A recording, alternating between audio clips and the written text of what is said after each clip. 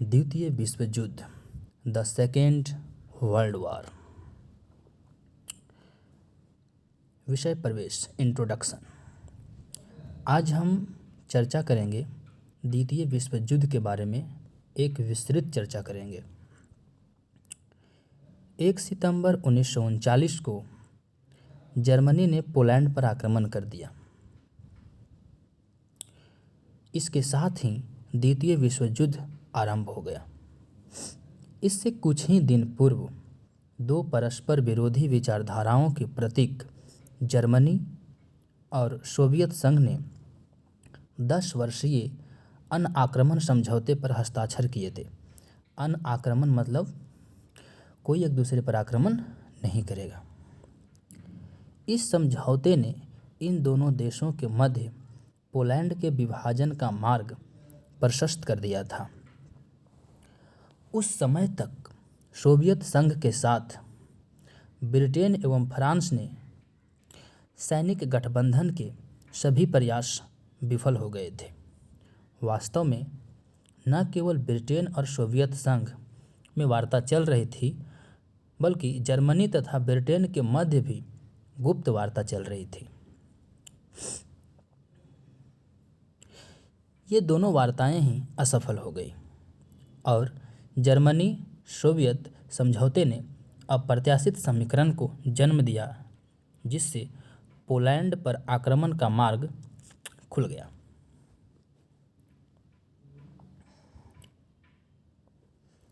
विश्व युद्ध के आरंभ होने के कुछ मास पूर्व ब्रिटेन तथा फ्रांस दोनों ने पोलैंड को आश्वासन दिया था कि यदि पोलैंड पर आक्रमण हुआ और यदि पोलैंड ने अपनी रक्षा करने का निर्णय किया, तो वे दोनों देश उसकी रक्षा के लिए हर संभव सहायता करेंगे। पोलैंड को कौन आश्वासन दिया? ब्रिटेन और फ्रांस। मतलब यदि जब भी कभी पोलैंड पर आक्रमण होगा और पोलैंड ये चाहेगा कि वो आक्रमण से अपनी रक्षा करना चाहता है, तो ब्रिटेन और फ्रांस उसके पक्ष से युद्ध करेंगे, यानी कि उसके पक्ष में खड़े रहेंगे, पोलैंड के पक्ष में।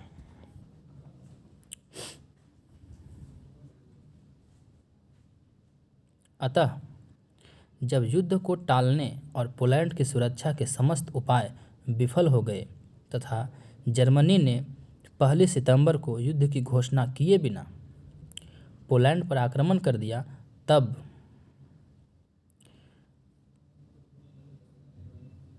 अपनी वचनबद्धता के अनुसार फ्रांस और ब्रिटेन ने 3 सितंबर 1939 को जर्मनी के विरुद्ध युद्ध की घोषणा कर दी। जापान ने 1937 में ही चीन पर आक्रमण कर दिया था। इधर ये भी एक कांड करके रखा था। जापान ने 1937 में ही चीन पर आक्रमण कर दिया था और चीन जापान युद्ध चल रहा था। परंतु जापान ने न तो सोवियत संघ के विरुद्ध युद्ध की घोषणा की और न दिसंबर 1941 के आरंभ तक अमेरिका के विरुद्ध युद्ध की घोषणा की। इटली, जो कि रोम बर्लिन टोक्यो धुरी क्या है? इटली की राजधानी रोम, जर्मनी का बर्लिन, जापान की टोक्यो। तो इटली, जो कि रोम बर्लिन टोक्यो धुरी में शामिल था, वह कुछ समय तक तटस्थ रहा और युद्ध में शामिल नहीं हुआ। ये धुरी क्या था?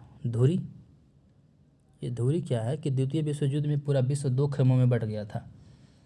कुछ देश जो धुरी राष्ट्र कहलाए और कुछ देश एक साथ थे जो मित्र राष्ट्र कहलाए। तो ये जो है ना, एक था रोम बर्लिन टोक्यो धुरी राष्ट्र में शामिल था। कुछ समय तक तटस्थ रहा और युद्ध में शामिल नहीं हुआ। इटली जो था कुछ समय तक साइड रहा, युद्ध में शामिल नहीं हुआ। किंतु जून 1940 में इटली ने जर्मनी के पक्ष में युद्ध, इटली का 1940 में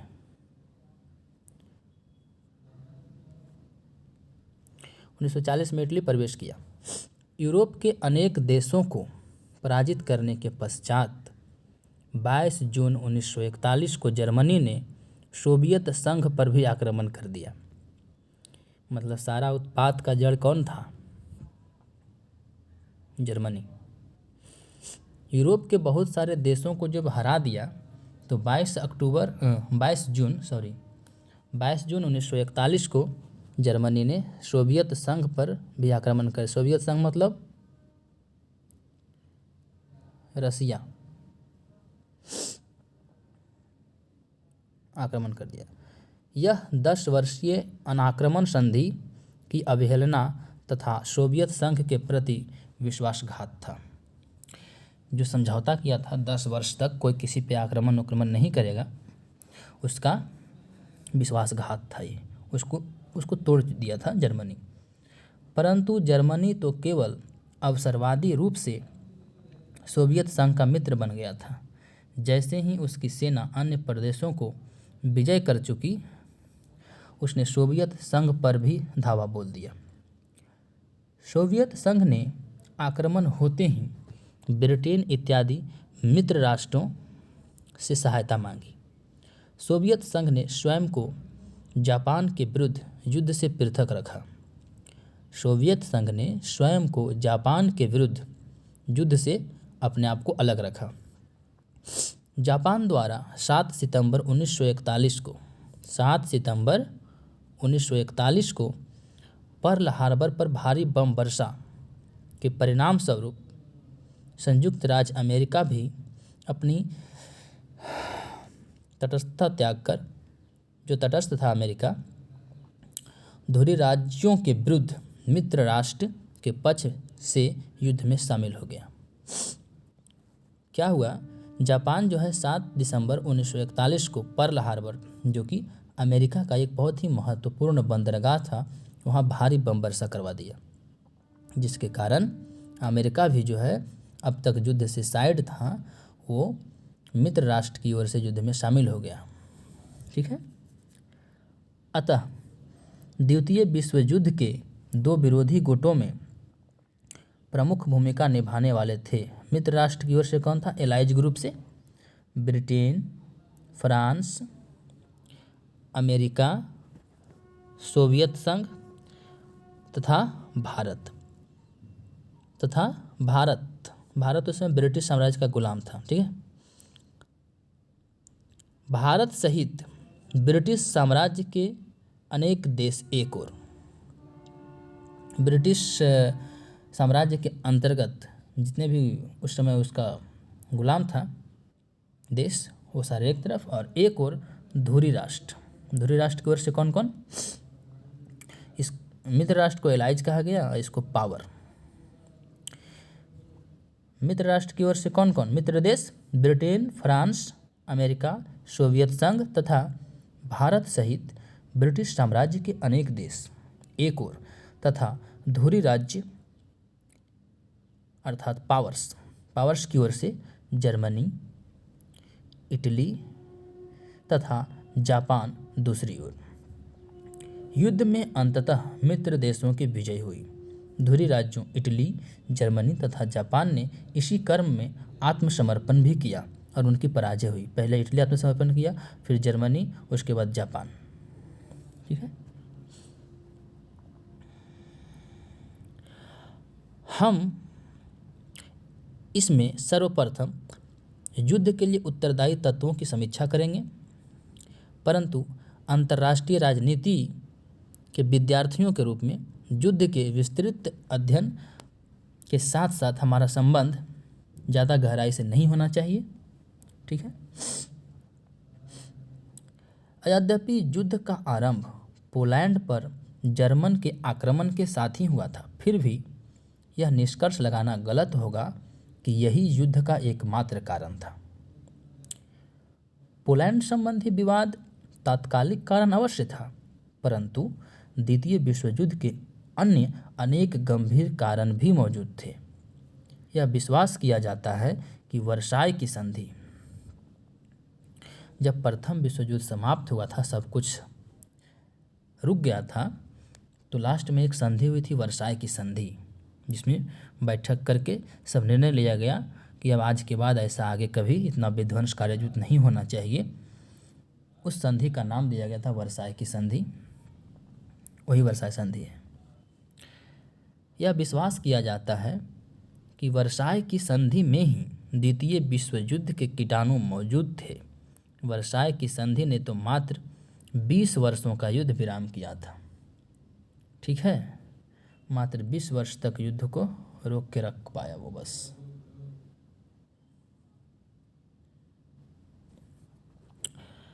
द्वितीय विश्व युद्ध के कारण, causes of the second world war. ठीक है, देखते हैं कौन कौन से कारण थे जो द्वितीय विश्व युद्ध में भूमिका निभाई, एक गलत भूमिका जिससे युद्ध हुआ था। पहला, वर्साय की संधि।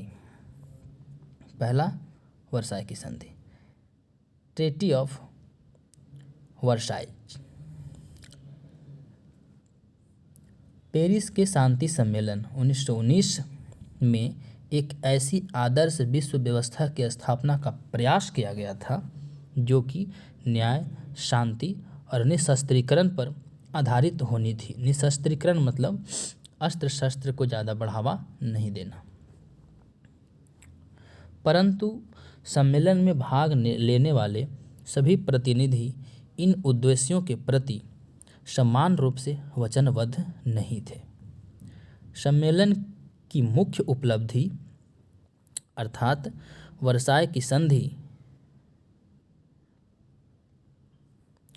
क्या हुआ? परंतु सम्मेलन में भाग लेने वाले सभी प्रतिनिधि इन उद्देश्यों के प्रति समान रूप से वचनबद्ध नहीं थे। सम्मेलन की मुख्य उपलब्धि अर्थात वर्साय की संधि जर्मनी पर आरोपित शांति संधि थी।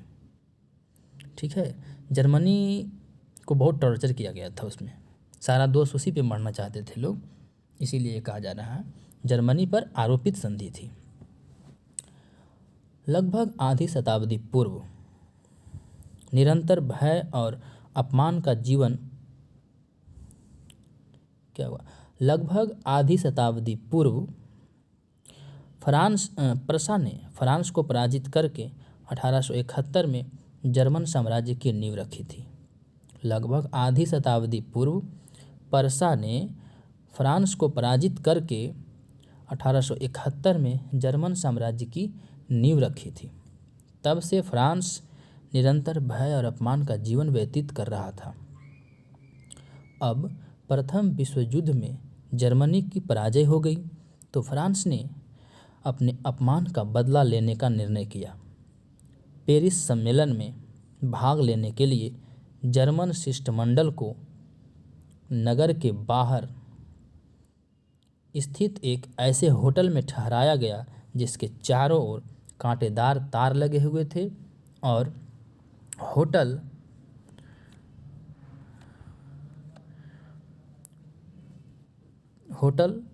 पुलिस का उस प्रकार का पहरा था होटल में जैसा कि जेल के बाहर होता है। जर्मन प्रतिनिधियों से संधि का प्रारूप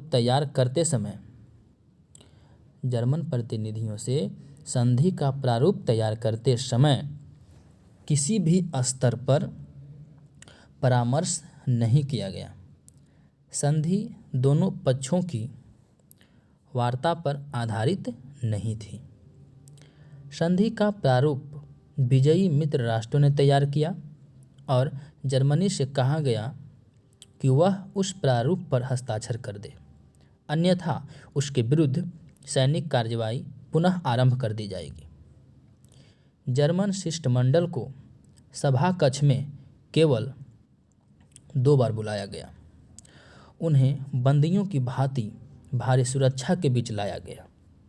किसी भी प्रभुसत्ता संपन्न देश के प्रतिनिधियों को जो सम्मान मिलना चाहिए उससे उन्हें वंचित रखा गया। जब उन्हें प्रथम अवसर पर बुलाया गया तो उन्हें संधि का प्रारूप सौंपकर 7 मई 1919 को कहा गया कि वे प्रारूप को जर्मन सरकार के विचार के लिए ले जाए और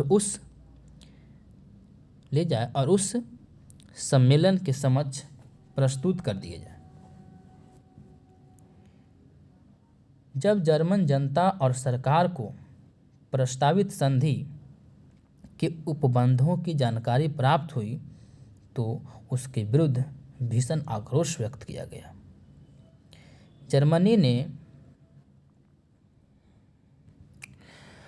जर्मनी ने यह स्वीकार करने से इनकार कर दिया कि वह अकेले विश्व युद्ध के लिए उत्तरदायी था। हमको अपना ही जल्लाद बनने को मत कहो, ये उस टाइम एक नारा चला था जर्मनी की ओर से, हमको अपना ही जल्लाद बनने को मत कहो। जर्मनी ने अनेक आपत्तियां तथा सुधारों के सुझाव दिए। जर्मनी जो है बहुत सारी आपत्ति जताई और सुधारों के सुझाव दिए जो उसके पास पत्र भेजा गया था, परंतु जर्मन सरकार की लगभग सभी आपत्तियों को अस्वीकार कर दिया गया। उसका केवल एक ही सुझाव स्वीकार किया गया जो जर्मनी और डेनमार्क के मध्य स्थित स्लेज्विग के संबंध में था। एक उसमें पॉइंट लिखा गया था, जर्मनी और स्लेज्विग के संबंध में कुछ त्रुटि गड़बड़ थी, वही माना गया, बाकी कुछ नहीं। जर्मनी से स्पष्ट तौर पर कह दिया गया था कि जर्मन संधि पर हस्ताक्षर न करने का अर्थ मित्र राष्ट्रों द्वारा आक्रमण को आमंत्रित करना होगा, धमकी दे दिया गया। जर्मनी के पास कोई विकल्प ही नहीं था। उसकी 28 जून 1919 को वर्साय के भवन में संधि पर हस्ताक्षर करने के लिए बाध्य कर दिया गया। नया जर्मन विदेश मंत्री हर्मन मुलर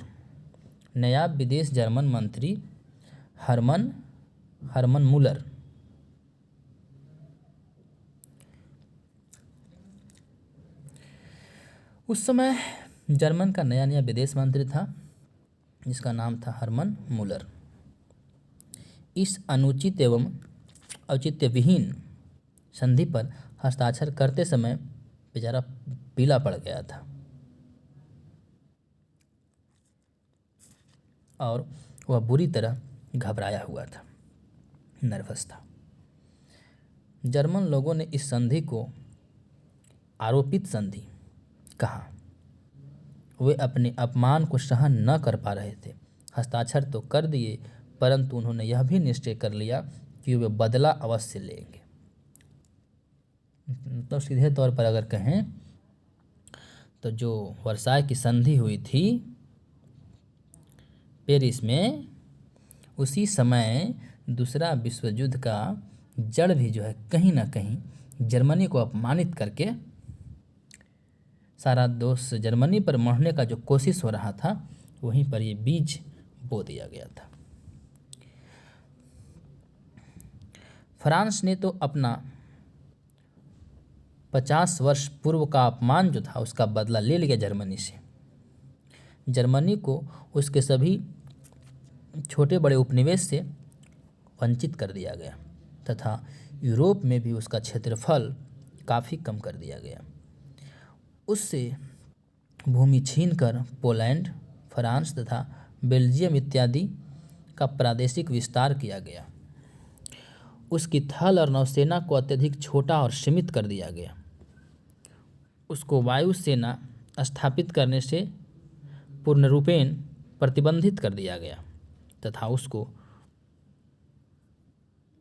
तथा जर्मनी को युद्ध के लिए अपराधी घोषित किया गया तथा उस पर मित्र राष्ट्रों को देने के लिए क्षतिपूर्ति की भारी रकम का जुर्माना थोप दिया गया। जर्मनी से ये कहा गया कि प्रथम विश्व युद्ध का जो दोषी है वो सबसे ज़्यादा दोषी जर्मनी है। इसके लिए मित्र राष्ट्र जो थे उन्होंने कहा कि जो मतलब जीता हुआ था, मित्र राष्ट्र में सब जीता हुआ देश था ना, तो कहा कि जो भी क्षतिपूर्ति हुई है उसका रकम जो है जर्मनी चुकता करेगा, जर्मनी से वसूल किया जाएगा। वर्साय की संधि ने जर्मनी को अंग भंग करके उसको अपमानित किया था अब 20 वर्ष के बाद प्रतिघात की बारी जर्मनी की थी। हिटलर के सत्ता में आते ही जर्मन वासियों के हृदय में बदले की ज्वाला प्रज्वलित हो उठी थी। जर्मनी का अपमान द्वितीय विश्व युद्ध का प्रमुख कारण सिद्ध हुआ। इसीलिए वर्साय की संधि को द्वितीय विश्व युद्ध के लिए सबसे ज़्यादा उत्तरदायी माना गया।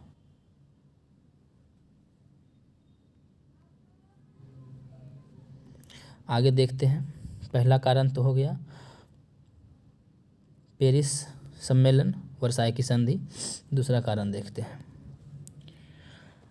दूसरा कारण क्या रहा? सामूहिक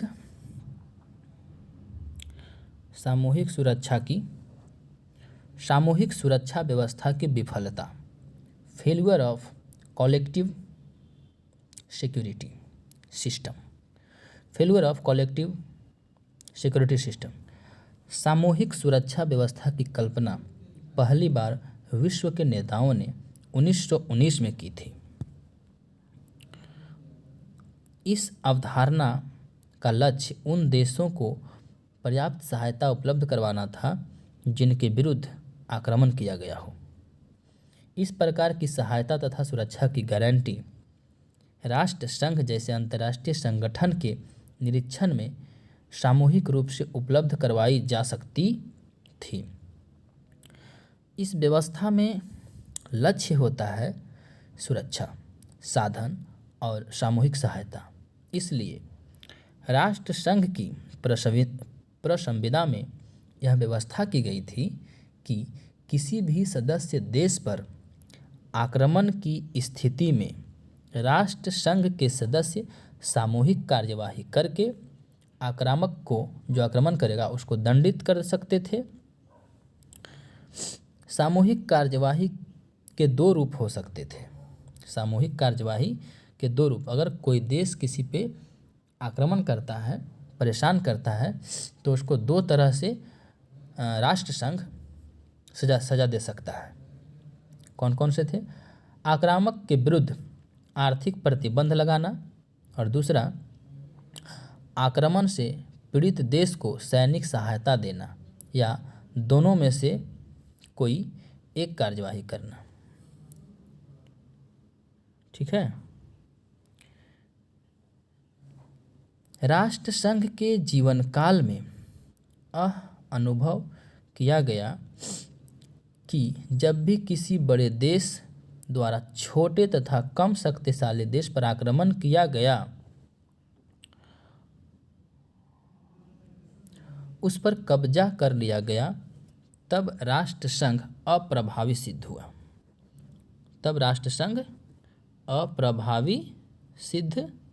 हुआ।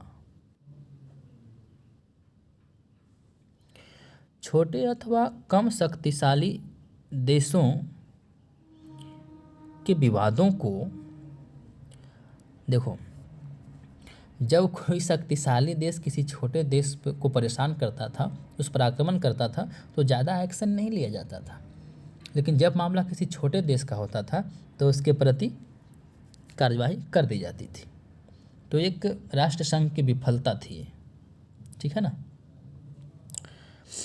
वही कह रहा है, छोटे तथा कम शक्तिशाली देशों के विवादों को अवश्य राष्ट्र संघ ने सुलझाया, परंतु सामूहिक सुरक्षा के संदर्भ में वह विफल रहा। जापान ने 1931 में चीन के मंचूरिया प्रांत पर आक्रमण किया और जनवरी 1932 तक समूचे प्रांत को अपने अधिकार में ले लिया। एक बात याद रखना है कि उस समय चीन से ज़्यादा जापान एक बहुत शक्ति के रूप में उभर रहा था। एक शक्तिशाली देश माना जाता था उसको, और एक्चुअल में था भी। वो चीन से तो आगे ही था। तो यही कह रहा है, उस समय जापान शक्तिशाली था, चीन कमज़ोर था। तो 1931 में चीन के मंचूरिया प्रांत पर जापान आक्रमण किया और जनवरी 1932 तक समूचे प्रांत को अपने अधिकार में ले लिया। जापान स्वयं एक मान्य बड़ी शक्ति के रूप में राष्ट्र संघ की परिषद का अस्थायी सदस्य था। वह मंचूरिया के प्रश्न पर परिषद में विचार के समय बार बार यह आश्वासन देता रहा कि मंचूरिया पर उसने आक्रमण नहीं किया था, उसका उस प्रदेश पर कब्जा करने का कोई इरादा नहीं था, वह केवल पुलिस कार्यवाही कर रहा था तथा इस कार्यवाही का उद्देश्य केवल आत्मरक्षा था। उसने यह भी आश्वासन दिए कि जैसे ही जापानी संपत्ति और जापानी लोगों के जीवन की सुरक्षा सुनिश्चित हो जाएगी, उसकी सेनाएं वापस रेलवे जोन में आ जाएंगी।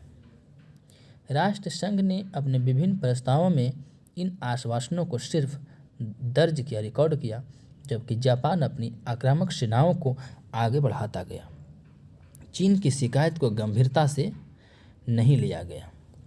ठीक है, चीन की शिकायत को गंभीरता से नहीं लिया गया और जापान को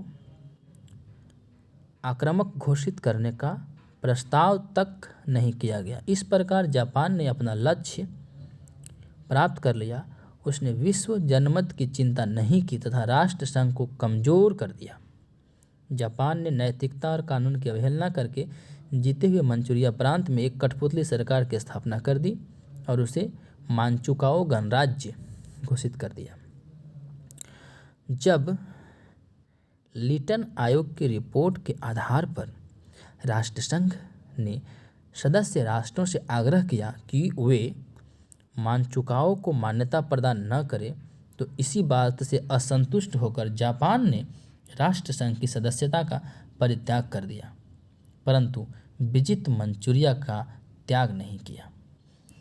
तो यह एक एग्जाम्पल था कि जापान जो है चीन पर आक्रमण करता है, उसके मंचूरिया प्रदेश को ज़बरदस्ती अपने कब्जे में ले लेता है और राष्ट्रसंघ जो है इस बात को सीरियसली नहीं लेता है, इस पर ज़्यादा ध्यान नहीं देता है। इससे अब चीन के अंदर गुस्सा तो बढ़ेगा और गुस्सा बढ़ेगा तो जब आदमी बेइज्जती होता है तो बदला लेने का तो सोचता ही है। तो ये पहला एग्जाम्पल था। सामूहिक सुरक्षा का एक महत्वपूर्ण मामला 1935-36 में राष्ट्रसंघ के समक्ष आया। एक एग्जाम्पल और देखिए 1935-36 का। इटली, जो जापान की भांति परिषद का अस्थायी सदस्य था, राष्ट्रसंघ का अस्थायी सदस्य था एक और कौन, इटली, क्या किया, अक्टूबर 1935 में पूर्वी अफ्रीका के स्वतंत्र देश अस्बिनिया पर आक्रमण कर दिया। उसको इटली ने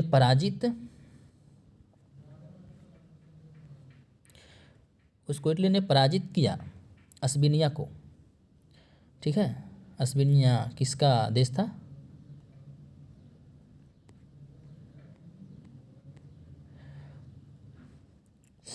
अफ्रीका के एक स्वतंत्र देश अस्बिनिया पर आक्रमण कर दिया। कौन, इटली, 1935 में।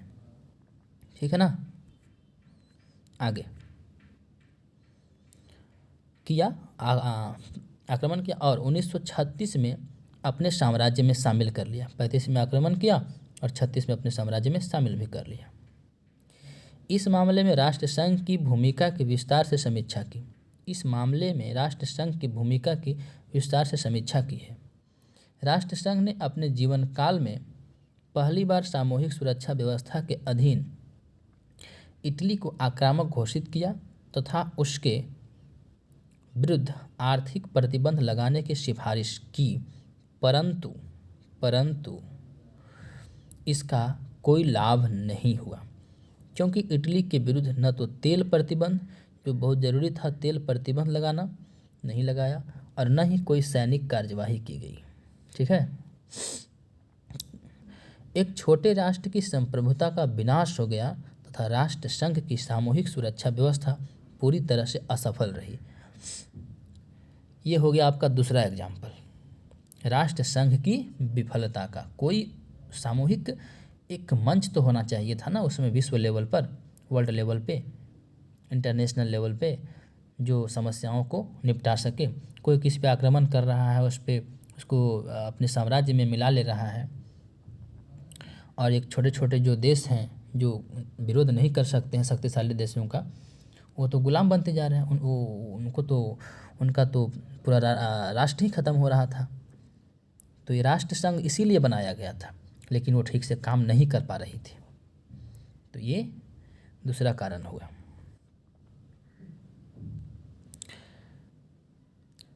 राष्ट्र संघ जर्मनी के विरुद्ध भी कोई कार्यवाही करने में असफल रहा। क्यों? जर्मनी ने क्या किया, देखते हैं क्या किया था।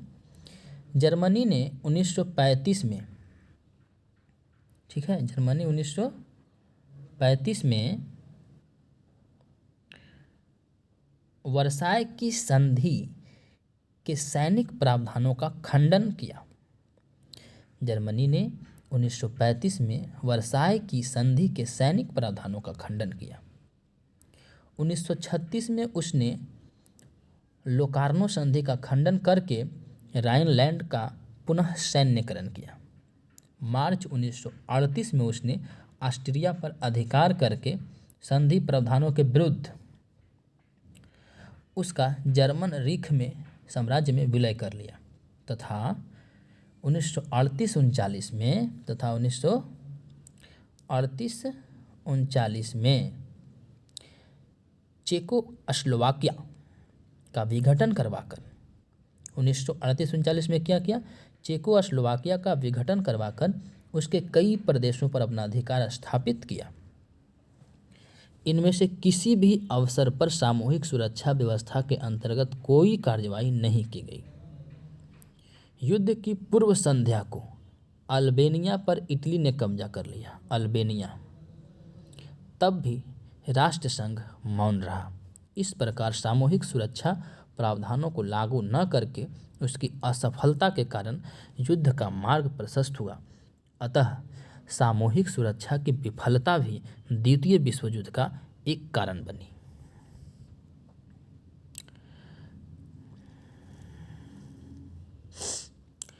निरशस्त्रीकरण की विफलता। निरशस्त्रीकरण मतलब अस्त्र शस्त्र को ज़्यादा बढ़ावा नहीं देने का निर्णय लिया गया था प्रथम विश्व युद्ध के बाद, कि कोई भी अपनी आवश्यकता जितनी है उतनी ही अस्त्र शस्त्र अपने पास बनाए रखे कम से कम।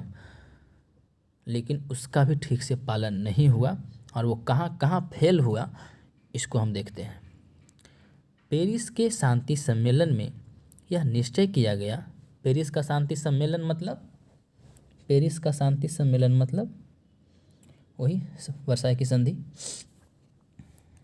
पेरिस के शांति सम्मेलन में यह निश्चय किया गया था कि विश्व शांति तभी होगी जब विभिन्न देश अपने शस्त्रों में उस न्यूनतम सीमा तक कटौती कर देंगे जितनी उनकी सुरक्षा के लिए आवश्यक होगी। इसका आशय यह था कि आक्रामक प्रकृति के सभी अस्त्रों का विनाश कर दिया जाएगा। अस्त्रों में कटौती करने की बृहद योजना बनाने का उत्तरदायित्व तो फिर किसके पास था? राष्ट्रसंघ को सौंपा गया था। ऐसी योजना को सदस्य राष्ट्रों की स्वीकृति के लिए उनके पास भेजे जाने का प्रस्ताव था। दुर्भाग्यवश निशस्त्रीकरण, अस्त्रों में कटौती की दिशा में कोई भी प्रगति नहीं हुई। राष्ट्रसंघ द्वारा नियुक्त अस्थायी सैनिक आयोग ने तो यह कह दिया, राष्ट्रसंघ में जो अस्थायी सैनिक थे उसने यह कह दिया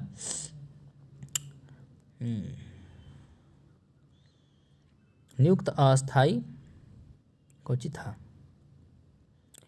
कह दिया कि तत्कालीन परिस्थितियों में निशस्त्रीकरण संभव ही नहीं था।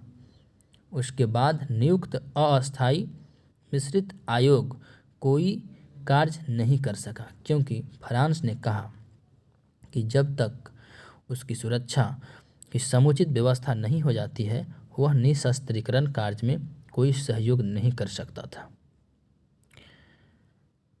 राष्ट्रसंघ ने 1925 में एक तैयारी आयोग नियुक्त किया। इसका कार्य भविष्य में आयोजित किए जाने वाले निशस्त्रीकरण सम्मेलन के लिए कार्यसूची तैयार करना था। इस आयोग में विभिन्न महत्वपूर्ण देशों ने ऐसे परस्पर विरोधी विचार व्यक्त किए कि यह भी तय नहीं हो सका कि किन अस्त्रों को आक्रामक ऑफेंसिव और किन अस्त्रों को रक्षात्मक डिफेंसिव कहा जाए। ठीक है ना, ये भी तय नहीं हुआ। राष्ट्रसंघ जो है 1925 में एक तैयारी आयोग नियुक्त किया, जहाँ पर कुछ इन चीज़ों के बारे में शस्त्रों को कैसे कम किया जाए, कम से कम रखा जाए किसी भी देश के पास वहाँ पर। लेकिन बहुत सारे देश जब शामिल हुए तो कोई कुछ बोला, कोई कुछ बोला, कोई एक दूसरे के विरोध में कुछ कुछ ऐसी बातें बोली कि वहाँ पर ये भी तय नहीं हो पाया उस बैठक में कि कौन सा हथियार जो है वो आक्रामक माना जाएगा, ऑफेंसिव माना जाएगा, और कौन सा हथियार जो है वो रक्षात्मक माना जाएगा, वो डिफेंसिव माना जाएगा। अंततः आक्रामक यानी कि ज़रूरत जिसका नहीं है वो आक्रामक, और जो रखना ज़रूरी है रक्षा के लिए वो रक्षात्मक। अंततः बिना किसी कार्यसूची के फरवरी 1932 में जिनेवा में निशस्त्रीकरण सम्मेलन आरंभ हुआ। पारस्परिक अविश्वास और संदेह के वातावरण में यह सम्मेलन भी असफल हो गया।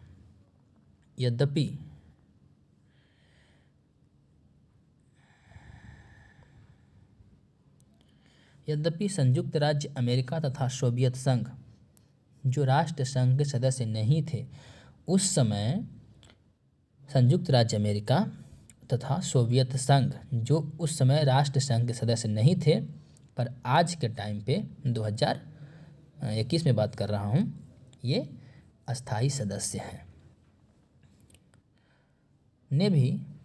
इन देशों ने भी निशस्त्रीकरण सम्मेलन में भाग लिया। फिर भी यह सम्मेलन किसी निष्कर्ष पर नहीं पहुंच सका।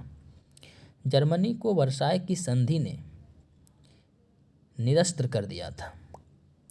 जर्मनी को वर्साय की संधि में कितना अपमान किया गया है तो मालूम ही है आपको, और उसमें उसको निरस्त्र कर दिया गया था। उसके पास अस्त्र शस्त्र बिल्कुल भी नहीं छोड़े थे ये लोग, बहुत कम, न के बराबर। परंतु वह व्यवस्था थी कि अन्य विजयी देश बाद में स्वयं को निरस्त करेंगे। जर्मनी को तो पूरी तरह से निरस्त कर दिया था, अस्त्र शस्त्र के मामले में पूरा कमज़ोर कर दिया गया था, उस पर प्रतिबंध लगा कर। लेकिन ये भी व्यवस्था किया गया था कि जो देश प्रथम विश्व युद्ध में जीते हुए हैं, जीत गए थे, वो भी अपने यहाँ पर अस्त्र शस्त्र जो है वो कम करेंगे, उतना ही रखेंगे जितनी आवश्यकता है, न्यूनतम मात्रा में। वास्तव में यह बहाना था, वे अपना निशस्त्रीकरण चाहते ही नहीं थे। कौन? जो जीते हुए देश थे, मित्र राष्ट्र के देश। उनके इसी दृष्टिकोण से परेशान होकर जर्मनी ने अक्टूबर 1933 में घोषणा कर दी कि वह तुरंत निशस्त्रीकरण सम्मेलन तथा राष्ट्रसंघ दोनों से अलग हो रहा था। ठीक है, अक्टूबर 1933 में घोषणा कर दिया जर्मनी कि वह निशस्त्रीकरण सम्मेलन तथा राष्ट्रसंघ दोनों से अलग हो रहा था। जैसा ऊपर उल्लेख किया गया कि 1935 में हिटलर ने वर्साय की संधि के सैनिक प्रावधानों का उल्लंघन भी कर दिया। 1935 में हिटलर ने वर्साय की संधि के सैनिक प्रावधान, सैनिक कितना रखना, इस पे भी कुछ प्रावधान बनाया गया था, जो कि हिटलर उसका उल्लंघन कर दिया 1935 में। अन्य देशों के पास शस्त्रों के भंडार तथा बड़े सैन्य बल पहले ही थे। जर्मनी के पुनर्शस्त्रीकरण के निर्णय ने अन्य देशों को भी, जब ये संधि से ही अलग हो गया जर्मनी, तो पुनर्शस्त्रीकरण करने लगा, सैनिक बढ़ाने लगा, हथियार बढ़ाने लगा, और इसका ये जो निर्णय है वो अन्य देशों को भी अपने अस्त्र शस्त्र बढ़ाने, सैनिक बढ़ाने की होड़ में जो है बल मिला उन लोगों को, और वो लोग भी इस कार्य में लग गए।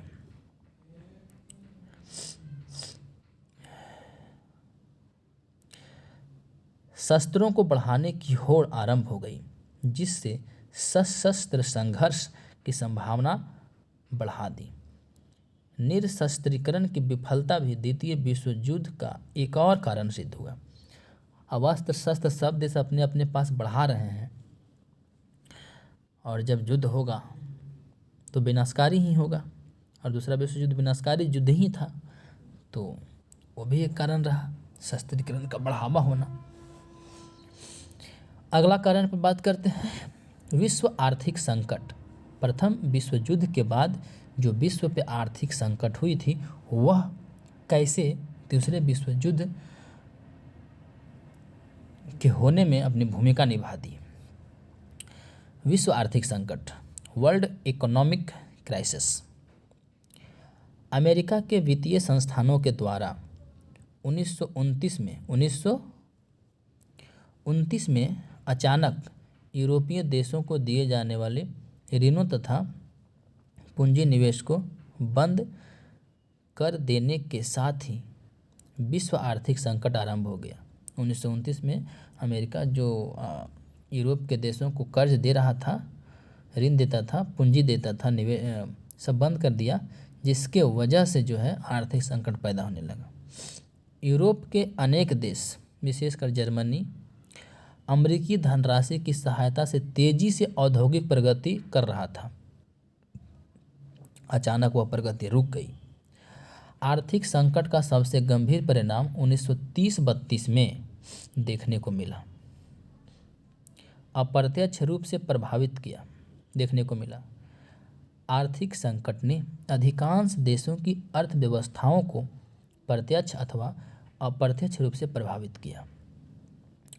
आर्थिक संकट आरंभ होते ही निशस्त्रीकरण के सभी प्रयास बंद हो गए और शस्त्र बढ़ाने की होड़ तेज हो गई। आर्थिक संकट का सबसे गंभीर प्रभाव जर्मनी पर पड़ा, जहां लगभग 7 लाख व्यक्ति बेरोजगार हो गए। जर्मनी ने विवश होकर यह घोषणा की कि वह क्षतिपूर्ति का भविष्य में कोई भी भुगतान नहीं करेगा। जो उसके ऊपर थोपा गया था कि प्रथम विश्व युद्ध में जो भी क्षतिपूर्ति हुआ है वो जीते हुए देशों को वो लौटाएगा, तो जर्मनी घोषणा कर दिया कि वो कुछ नहीं लौटाएगा। अब जर्मनी के आर्थिक संकट ने हिटलर की नात्सी तानाशाही की स्थापना में प्रत्यक्ष सहायता की। इस बीच ब्रिटेन को भी कुछ कठोर उपाय करने पड़े। नात्सी तानाशाही क्या था? ये एक विचारधारा है शासन चलाने का, नात्सी तानाशाही, उस पर चर्चा हम करेंगे बाद में। जो हिटलर अपनाया था, हिटलर नात्सीवादी था, वो उसी रूप से शासन चलाना चाहता था। और जो क्राइसिस हुआ फर्स्ट वर्ल्ड वॉर के बाद विश्व के ऊपर, इसने जो है हिटलर को अपना जो शासन चलाने का तरीका है, उसके अपने विचार जो थे उसको बल मिल गया। इस बीच ब्रिटेन को भी कुछ कठोर उपाय करने पड़े। इसमें ब्रिटेन द्वारा स्वर्णमान का परित्याग शामिल था। जापान ने आर्थिक संकट का लाभ उठाकर चीन के मंचूरिया प्रांत को आक्रमण के द्वारा जीतकर अपने अधीन कर लिया।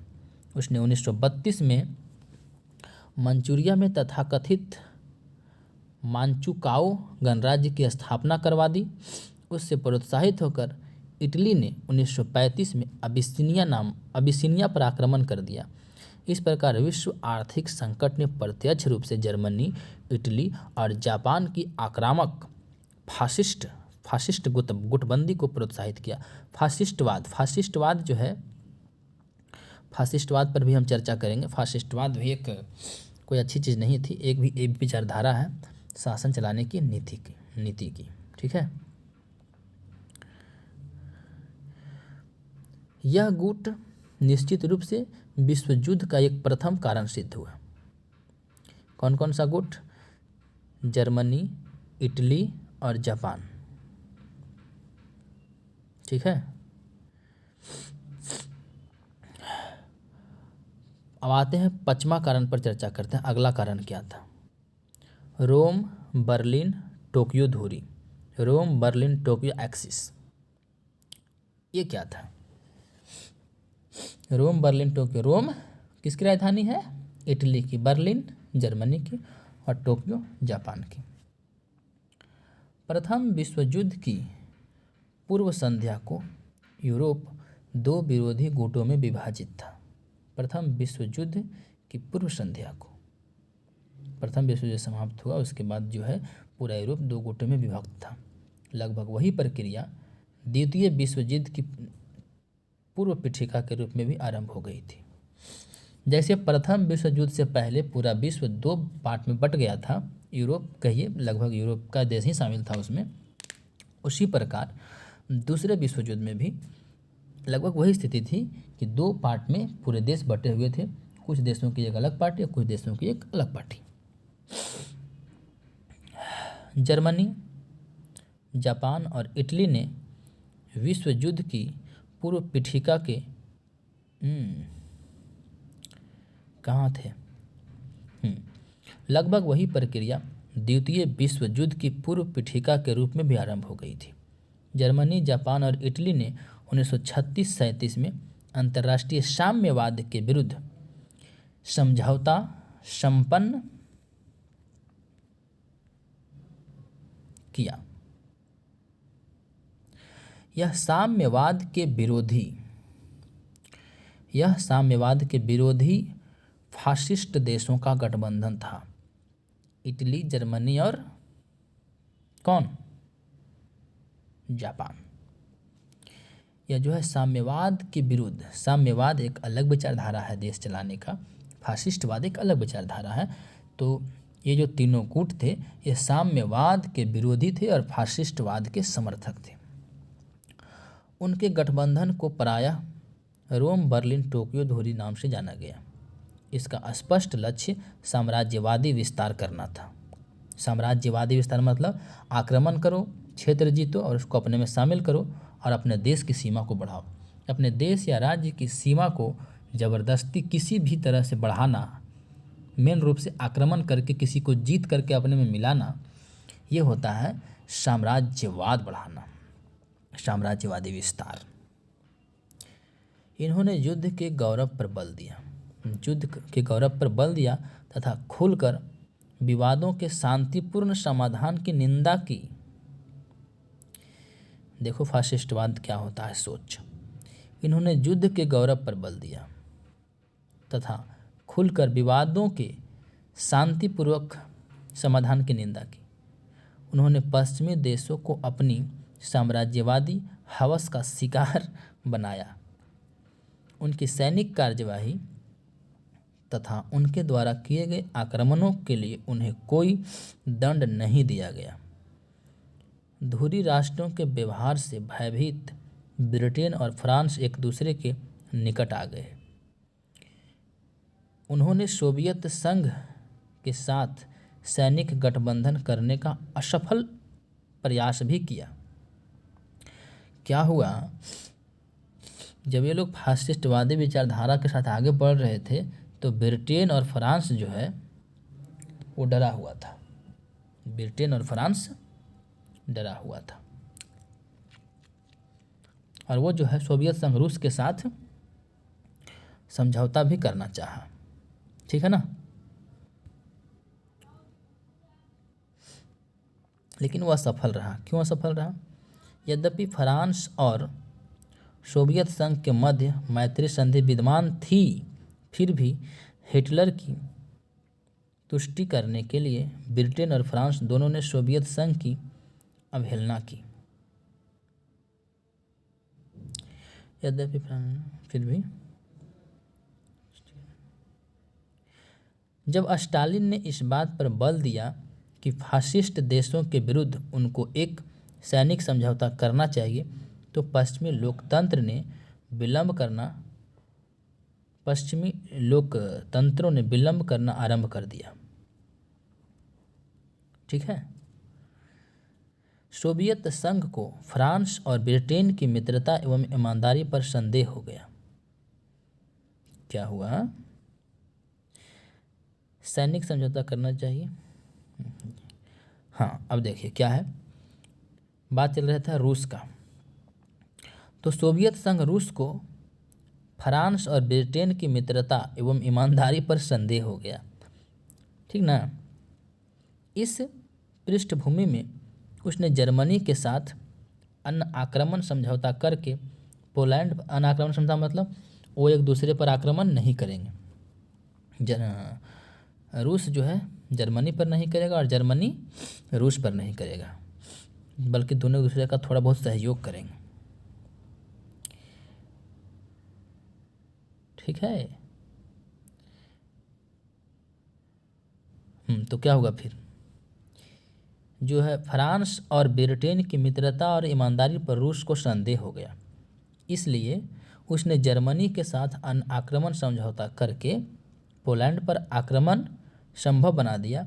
इस आक्रमण के द्वारा द्वितीय विश्व युद्ध आरंभ हो गया, क्योंकि अपनी वचनबद्धता के अनुसार ब्रिटेन और फ्रांस ने जर्मनी के विरुद्ध युद्ध की घोषणा कर दी। अतः रोम, बर्लिन, टोक्यो, धूरी भी युद्ध का एक प्रमुख कारण सिद्ध हुआ। ये लोग भी कम उत्पात नहीं मचाया।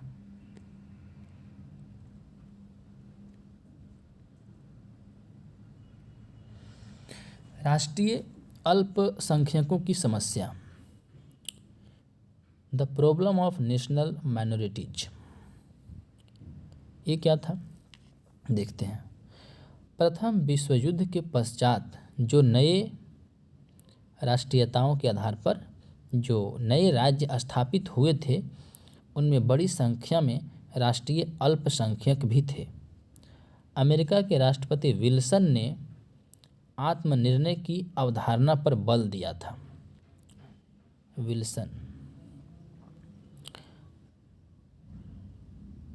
अमेरिका के राष्ट्रपति विल्सन ने उस समय आत्मनिर्णय की अवधारणा पर बल दिया था, परंतु विभिन्न रणनीतिक कारणों से इस सिद्धांत को पूरी तरह लागू नहीं किया जा सका था।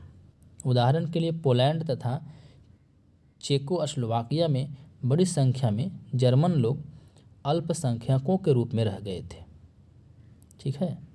उदाहरण के लिए पोलैंड तथा चेकोस्लोवाकिया में बड़ी संख्या में जर्मन लोग अल्पसंख्यकों के रूप में रह गए थे। पोलैंड तथा रोमानिया में रूसी अल्पसंख्यक, रोमानिया तथा यूगोस्लाविया में हंगरीवासी अल्पसंख्यक तथा इटली में जर्मन एवं स्लाव अल्पसंख्यक प्रमुख थे। इसके परिणाम स्वरूप अल्पसंख्यकों में असंतोष के साथ साथ भय भी व्याप्त था। विभिन्न देशों में लगभग 1,70,00,000 अल्पसंख्यक निवासी थे, जिनमें से अकेले जर्मन अल्पसंख्यकों की संख्या लगभग 75 लाख थी। 1,70,00,000 में 75 लाख अकेले जर्मन अल्पसंख्यक थे विभिन्न जगहों पर। पेरिस सम्मेलन के पश्चात विभिन्न देशों ने अल्पसंख्यकों के हितों और अधिकारों की सुरक्षा के लिए अल्पसंख्यक संधियां संपन्न की थी। फिर भी अधिकांश अल्पसंख्यक संतुष्ट नहीं थे। हिटलर ने इस स्थिति का पूरा लाभ उठाया और अल्पसंख्यकों की राष्ट्रीय भावनाओं को उत्तेजित करने का प्रयास किया। उन अल्पसंख्यकों ने अपने अपने मूल देशों के साथ विलय अथवा अधिकतम स्वायत्तता के लिए आंदोलन आरंभ कर दिए।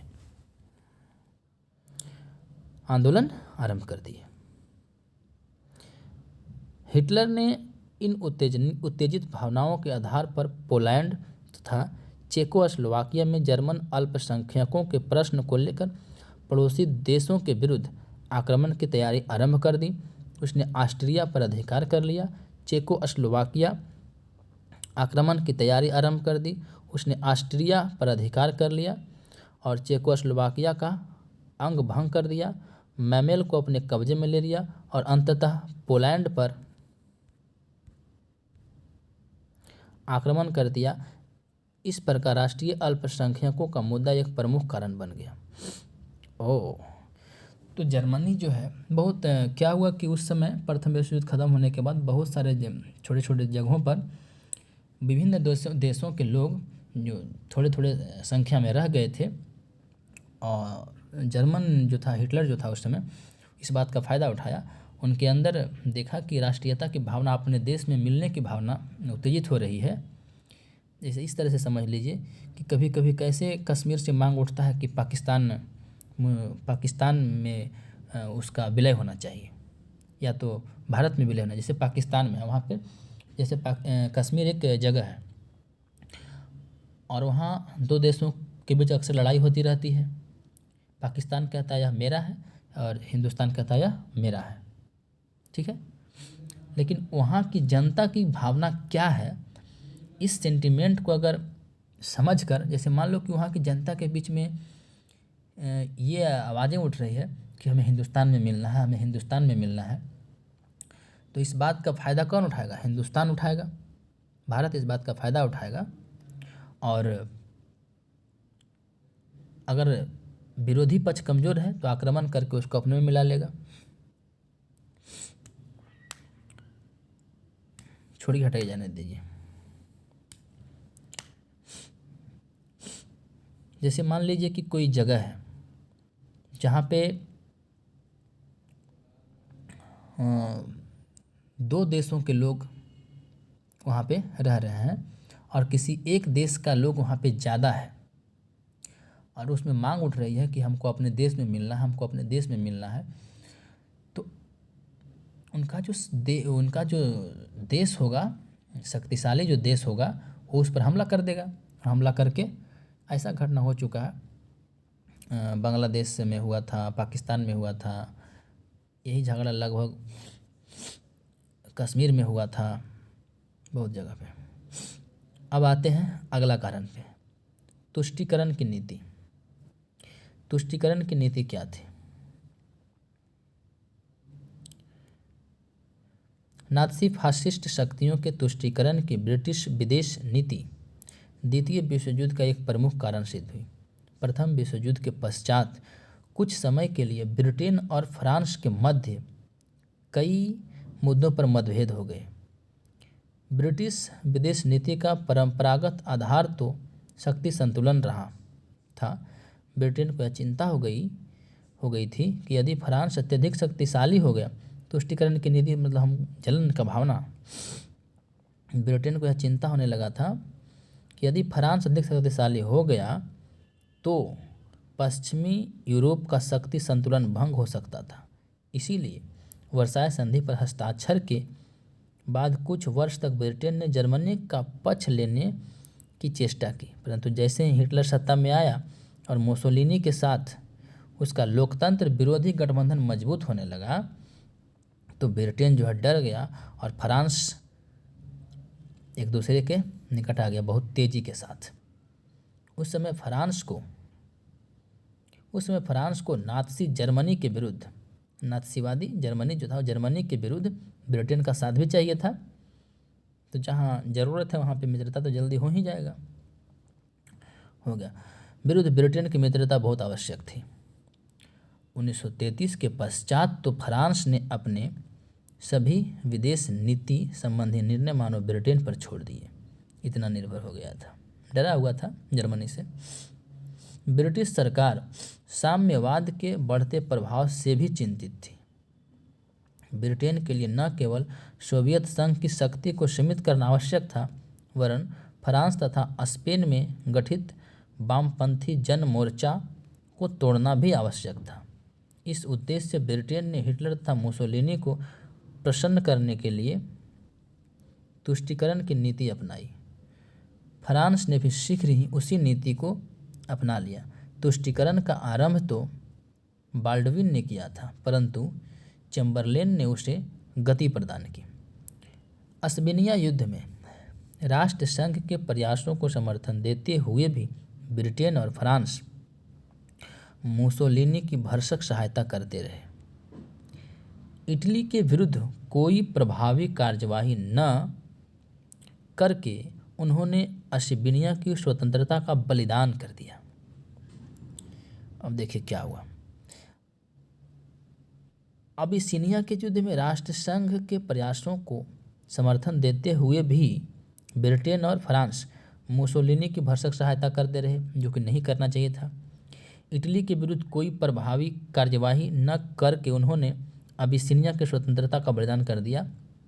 अबिसिनिया एक छोटा सा देश था, उस पर इटली जो है कब्जा कर लिया था और किसी ने कोई एक्शन लिया नहीं, और मुसोलिनी को खुश करने के चक्कर में फ्रांस और ब्रिटेन जो है वो मुसोलिनी का सहायता किया ताकि खुश हो जाए, खुश रहे, ठीक है ना। और इस प्रकार से अबिसिनिया की स्वतंत्रता को बलिदान कर दिया, ख़त्म कर दिया। तुष्टीकरण के माध्यम से ब्रिटेन तथा फ्रांस ने म्यूनिख में चेकोस्लोवाकिया के विरुद्ध हिटलर का साथ दिया। चेकोस्लोवाकिया पर भी यही हुआ था जो अबिसिनिया पे हुआ था, और वहाँ भी जो है उन लोगों ने किसका साथ दिया? हिटलर का साथ दे दिया, हिटलर का सहायता किया। मतलब एक तरह से जानते हुए ये कि गलत है, ये जानते हुए कि ये गलत है, उसी का साथ देना चापलूसी हो गया है। तो ऑस्ट्रिया तथा अल्बेनिया जैसे देशों की सुरक्षा के लिए कोई उपाय नहीं किए गए। ब्रिटेन और फ्रांस की तुष्टीकरण पर आधारित दुर्बल विदेश नीति ने द्वितीय विश्व युद्ध को संभव बना दिया। 8वां राष्ट्रसंघ की विफलता, एक बार फिर से इस पर प्रकाश डालते हैं। ऊपर देख ही चुके हैं राष्ट्रसंघ जो है किस तरह से विफल हुआ था।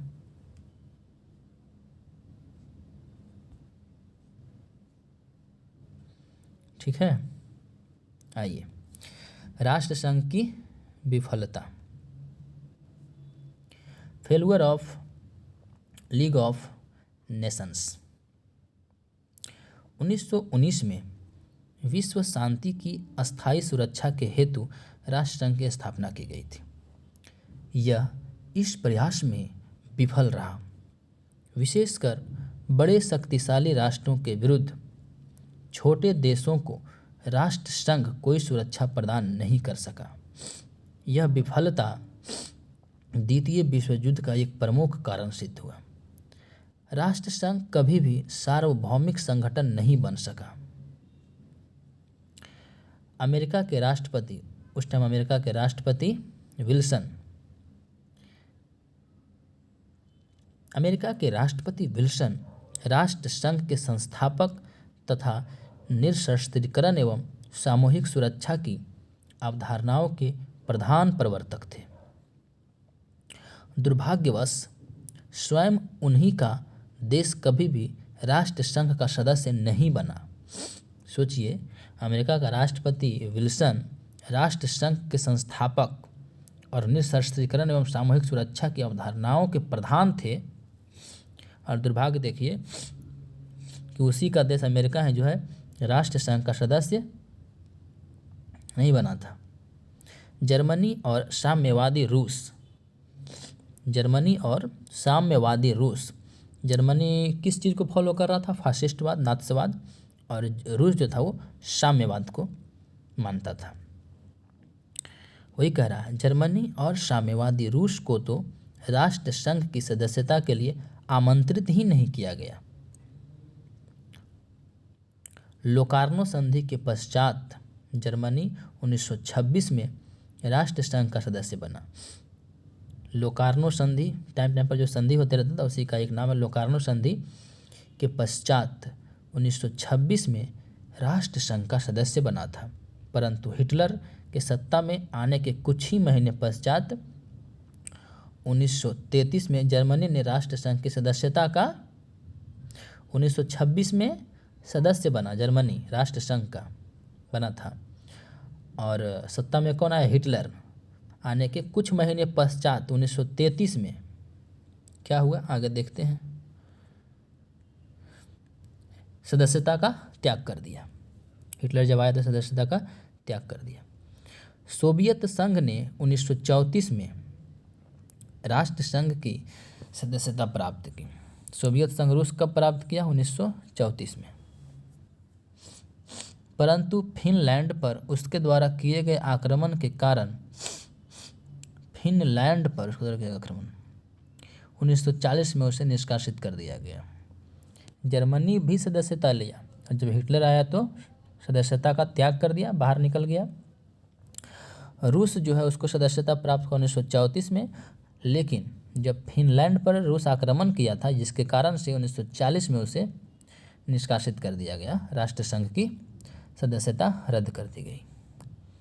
जो भी देश राष्ट्र संघ के किसी भी निर्णय से अप्रसन्न हुआ उसी ने सदस्यता को त्याग दिया। अतः 1933 में जापान तथा 1937 में इटली ने भी राष्ट्र संघ छोड़ दिया। यद्यपि यह दोनों ही संस्थापक सदस्य थे।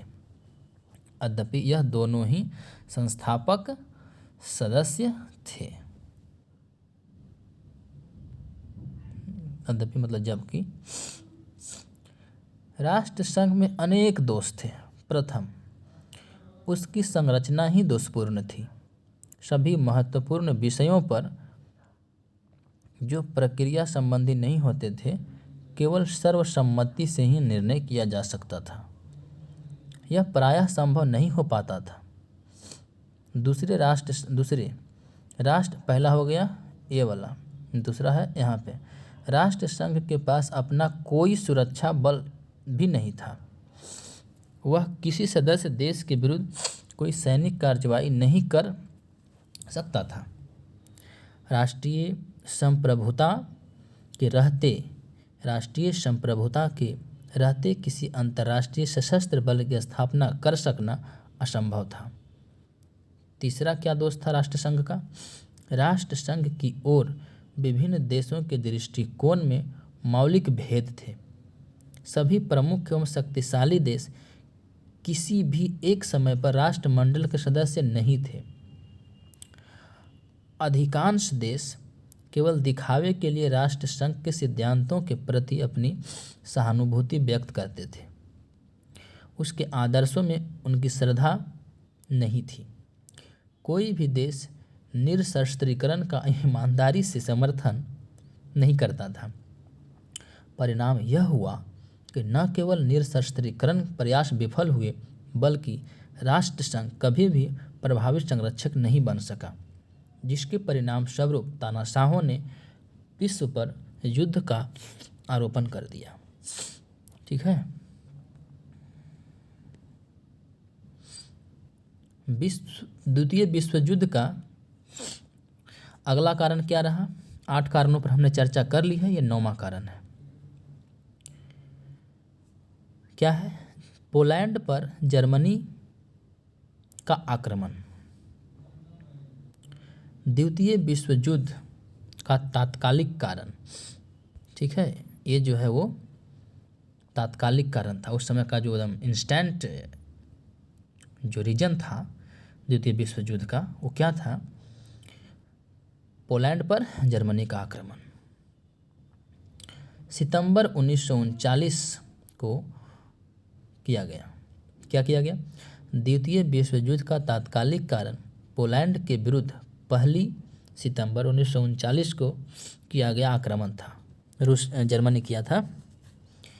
इससे पूर्व सोवियत संघ द्वारा ब्रिटेन और फ्रांस के साथ सैनिक संधि के समस्त प्रयासों के विफल हो जाने पर हिटलर ने 23 अगस्त 1939 को स्टालिन के साथ 10 वर्षीय अनाक्रमण संधि संपन्न करके विश्व को आश्चर्यचकित कर दिया था। क्या हुआ? किससे पूर्व? देखिए एक बार फिर से देखते हैं। द्वितीय विश्व युद्ध का तात्कालिक कारण पोलैंड के विरुद्ध 1 सितंबर 1939 को किया गया आक्रमण था। क्या हुआ? द्वितीय विश्व युद्ध का तात्कालिक कारण पोलैंड के विरुद्ध 1 सितंबर 1939 को किया गया आक्रमण था। इससे पूर्व सोवियत संघ द्वारा ब्रिटेन और फ्रांस के साथ सैनिक संधि के समस्त प्रयासों के विफल हो जाने पर हिटलर ने 23 अगस्त 1939 को स्टालिन के साथ 10 वर्षीय अनाक्रमण संधि संपन्न करके विश्व को आश्चर्यचकित कर दिया था। यह अप्रत्याशित घटना थी क्योंकि कई वर्ष से नात्सी जर्मन और सोवियत संघ के बीच केवल शत्रुतापूर्ण संबंध ही पाए गए थे। अचानक पोलैंड को आपस में विभाजित करने के उद्देश्य से दोनों देश ने अनाक्रमण संधि कर ली। सोवियत संघ और जर्मनी ने एक दूसरे के विरुद्ध आक्रमण न करने की वचनबद्धता व्यक्त की। क्या हुआ ना कि जब रूस जो है ब्रिटेन और फ्रांस के साथ सैनिक संधि नहीं की, उनको विश्वास नहीं था इन दोनों पर, तो ये देखते हुए क्या हुआ कि जर्मनी और रूस जो है एक दूसरे के साथ संधि कर ली। कौन सी संधि? अनाक्रमण की। कोई एक दूसरे पर आक्रमण नहीं करेगा, ठीक है ना। जबकि प्रथम विश्व युद्ध में तो इन दोनों में दुश्मनी थी। किसी को कोई ये सोच भी नहीं सकता था कि ये दोनों आपस में ऐसी संधि करेंगे। यही कारण था कि दुनिया आश्चर्यचकित रह गई ये सुन करके कि जर्मनी और रूस जो है वो अनाक्रमण संधि कर ली, ठीक है ना। अनाक्रमण मतलब एक दूसरे पर आक्रमण न करने का वचन देना। परंतु जैसा जॉनसन ने कहा, व्यवहार में तो यह सीधा साधा पोलैंड के विरुद्ध आक्रमण करने का समझौता था। अब प्रश्न ये उठता है कि जब इतनी दुश्मनी थी रूस और जर्मनी के बीच पहले विश्व युद्ध से, तो फिर ये समझौता क्यों हुआ? क्योंकि एक देश था पोलैंड जिसको दोनों कब्जाना चाहते थे, ठीक ना। यही कारण था कि वो दोनों समझौता कर लिया था और पोलैंड पर कब्जा भी किया। बाद में कुछ भाग ये रख लिया, कुछ भाग वो रख लिया और पोलैंड का जो है आज़ादी छीन लिया, अपने में मिला लिया थोड़ा थोड़ा। वही है, जॉनसन ने कहा कि व्यवहार में तो यह सीधा साधा पोलैंड के विरुद्ध आक्रमण करने का समझौता था। एक गुप्त समझौते के द्वारा जर्मनी और सोवियत संघ ने पूर्वी यूरोप के देशों को अपने अपने प्रभाव के क्षेत्र के रूप में विभाजित करने का निर्णय भी किया था। इस गुप्त समझौते की जानकारी संसार को 1945 में जाकर हुई। हिटलर की सेना ने 1 सितंबर 1939 को पोलैंड पर धावा बोल दिया। हिटलर की सेना ने 1 सितंबर 1939 को पोलैंड पर धावा बोल दिया। हिटलर का वास्तविक इरादा पोलैंड को पराजित करके स्वयं सोवियत संघ पर आक्रमण करने का था। और हिटलर के अंदर ही अंदर सोच रहा था कि पोलैंड पर आक्रमण करके पोलैंड को हरा देंगे, उसके बाद हम ही जो है सोवियत संघ रूस पर आक्रमण करेंगे। परंतु स्टालिन उसकी इस चाल को नहीं समझ सका। हिटलर बाहरी तौर पर पोलैंड निवासी अल्पसंख्यकों को न्याय दिलवाना चाहता था। ब्रिटेन और फ्रांस ने पोलैंड को आश्वासन दिया था कि उस पर आक्रमण की स्थिति में वे उसे हर संभव सहायता उपलब्ध कराएंगे। उन्होंने आश्वासन के अनुसार जर्मनी को चेतावनी दी। कौन? फ्रांस। ब्रिटेन और फ्रांस जो है पोलैंड को आश्वासन दिया था कि उस पर जब आक्रमण, क्योंकि संधि बहुत पहले कर चुका था, तो आश्वासन दिया था उसको कि जब भी तुम्हारे ऊपर कोई आक्रमण करेगा तो हम उसके खिलाफ खड़े होंगे। तो इन दोनों ने जर्मनी को चेतावनी दी जब ये पोलैंड पर आक्रमण किया तो।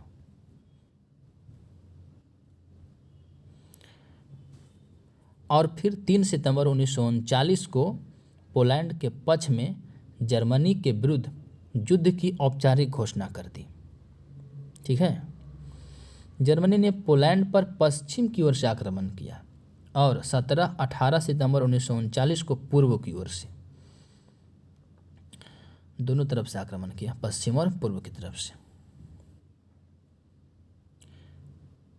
क्या हुआ फिर से देखते हैं। जर्मनी ने पोलैंड पर पश्चिम की ओर से आक्रमण किया और 17-18 सितंबर 1939 को पूर्व की ओर से सोवियत संघ ने पोलैंड पर धावा बोल दिया। जर्मनी जो है पूर्व की ओर से, पश्चिम की ओर से कौन आक्रमण किया? जर्मनी ने, और पूर्व की ओर से आक्रमण कौन कर दिया? सोवियत संघ, रूस ने। जर्मनी और सोवियत संघ ने 28 सितंबर 1939 की एक द्विपक्षीय संधि से पोलैंड की संप्रभुता का विनाश करके उसे आपस में विभाजित कर लिया। इस बीच अन्य अनेक देशों ने भी जर्मनी के विरुद्ध आक्रमण की घोषणा कर दी। इस प्रकार पोलैंड पर जर्मनी आक्रमण ने द्वितीय विश्व युद्ध आरंभ करवा दिया। अरे भैया, युद्ध का आरंभ, द वॉर बिगिंस।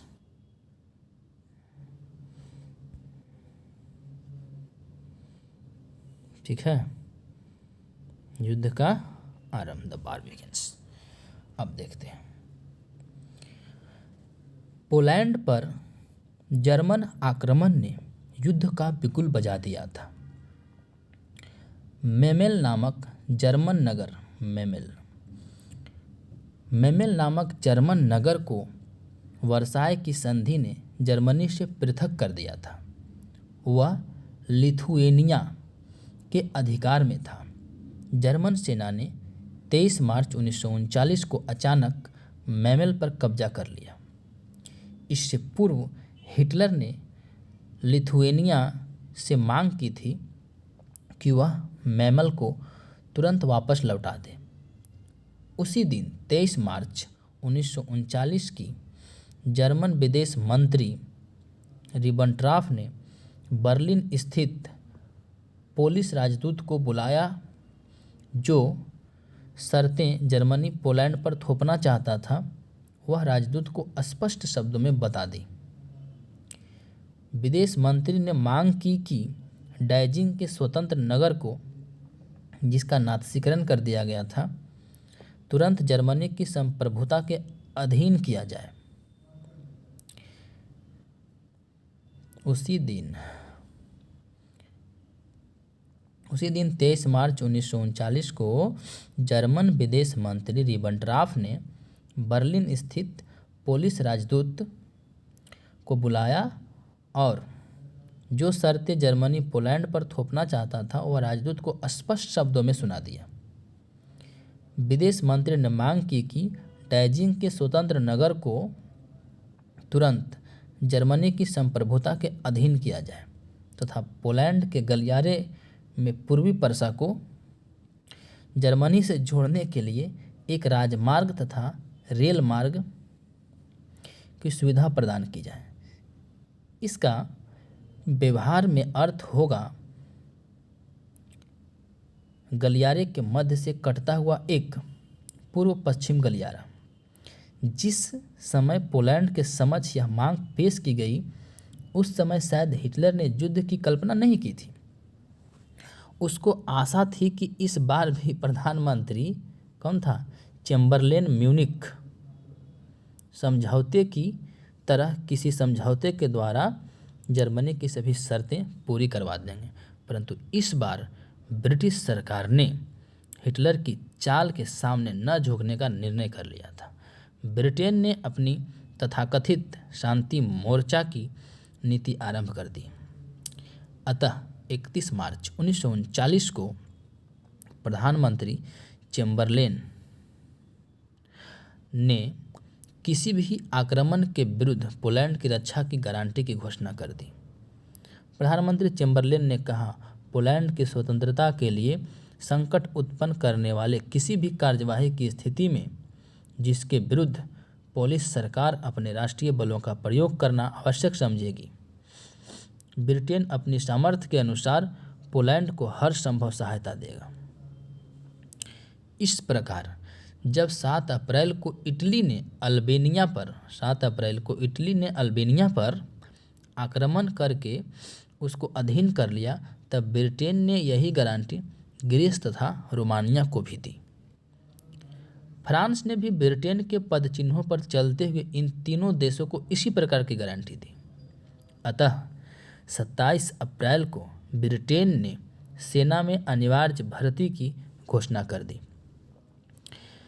हिटलर ने अगले ही दिन प्रतिशोध की कार्यवाही की घोषणा करते हुए 1934 के जर्मन पॉलिश अनाक्रमण समझौते तथा 1935 के एंग्लो जर्मन नौसैनिक समझौते का खंडन करने की घोषणा कर दी।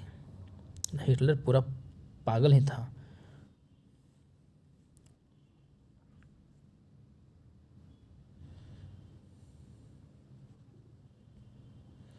नवंबर 1936 में जर्मनी और जापान ने साम्यवाद विरोधी समझौते पर हस्ताक्षर किए थे। नवंबर 1936 में जर्मनी और जापान ने साम्य विरोधी समझौते पर हस्ताक्षर किए थे। उसके एक वर्ष पश्चात इटली भी इस समझौते के साथ संबद्ध हो गया था। इस प्रकार जो रोम, बर्लिन, टोक्यो धुरी स्थापित हुई, उसका उद्देश्य अंतर्राष्ट्रीय साम्यवाद को नष्ट करना था। व्यवहार में यह गठबंधन साम्यवादी विचारधारा के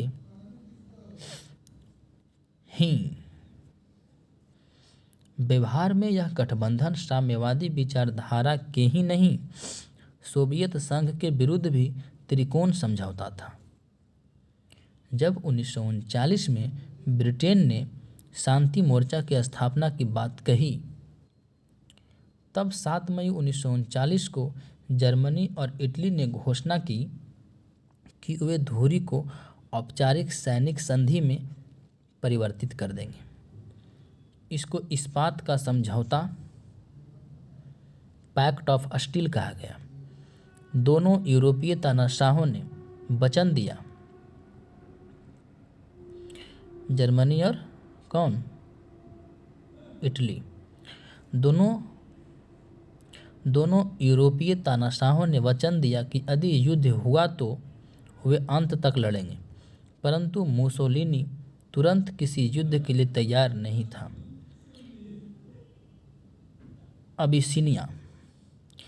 अबिसिनिया के युद्ध और स्पेन के गृह युद्ध में वह इतना थक चुका था कि तैयारी करने के लिए 3 वर्ष कहा गया।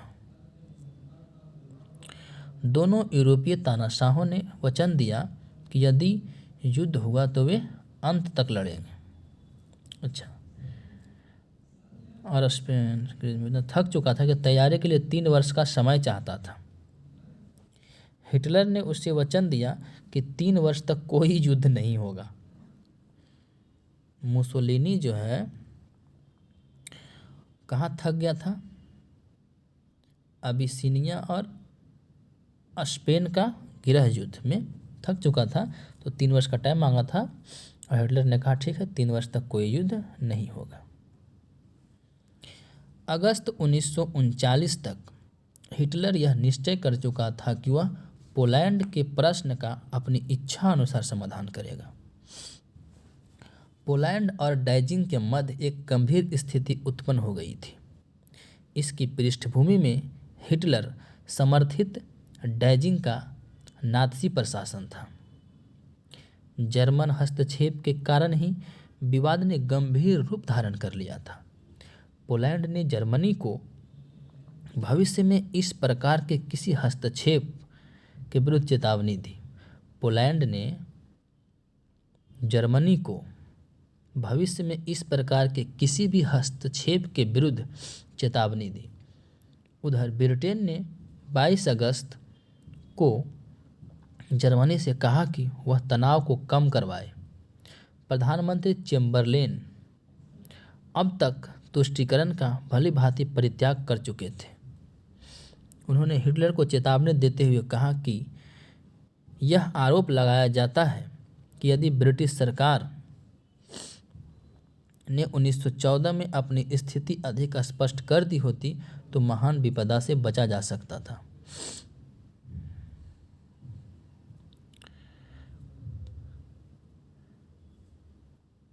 उन्होंने कौन? प्रधानमंत्री कहाँ का?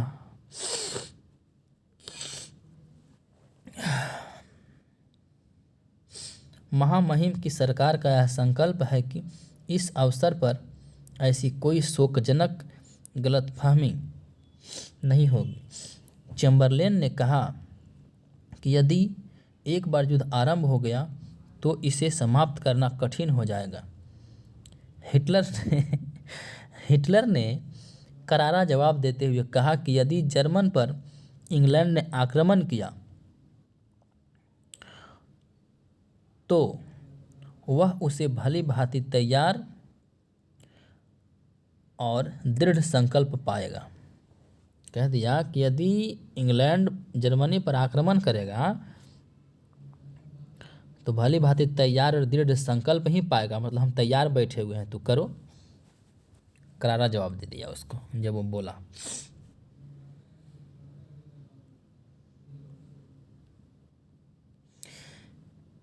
ब्रिटेन का प्रधानमंत्री जो था चैम्बरलेन, इंग्लैंड का प्रधानमंत्री चैम्बरलेन, कहा था कि हमारे ऊपर यह आरोप लगाया जाता है कि यदि 1914 में अपनी स्थिति हम स्पष्ट कर दिए होते तो ये महान विपदा आती ही नहीं, प्रथम विश्व युद्ध जो हुई। इसलिए इस बार जो है हम ये चेतावनी दे रहे हैं जर्मनी को कि कोई भी गलतफहमी उसके लिए भारी पड़ सकता है। तब ये हिटलर ये बात बोल दिया था उसको।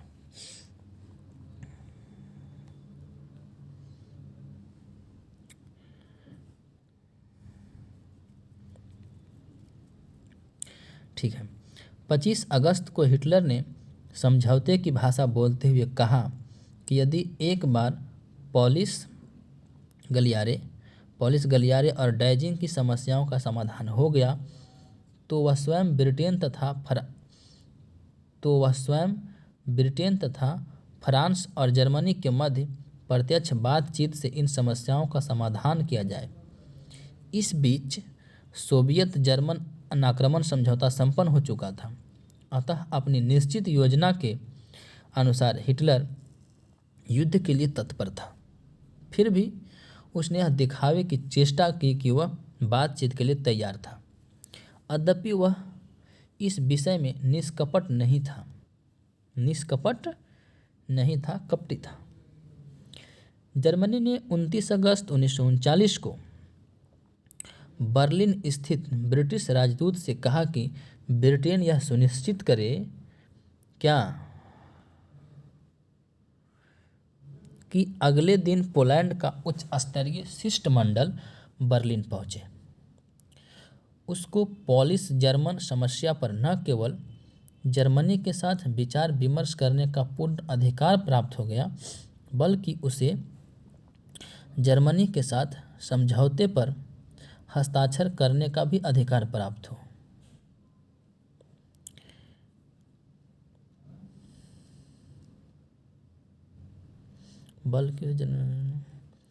यह बड़ी अद्भुत मांग थी। सामान्यतः अंतर्राष्ट्रीय बातचीत आरंभ करने में बहुत समय लगता है।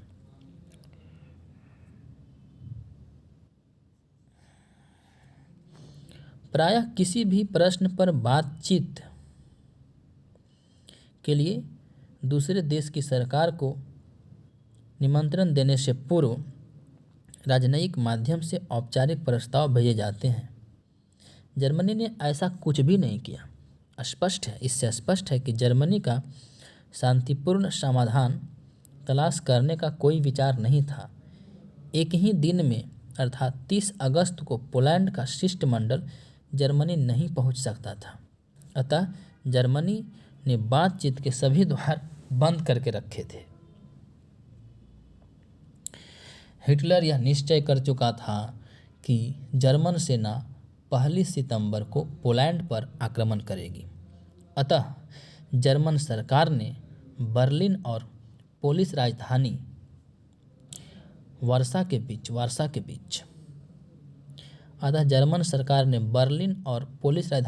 के बीच संचार के सभी माध्यम बंद कर दिए। इसलिए 31 अगस्त को बर्लिन स्थित पोलिश राजदूत अपनी सरकार से संपर्क कर ही नहीं सका। अंतिम घड़ी आ पहुंची थी। सोवियत संघ अब जर्मनी का मित्र था। 1 सितंबर 1939 को प्रातःकाल जर्मन सेना ने पोलैंड पर आक्रमण कर दिया।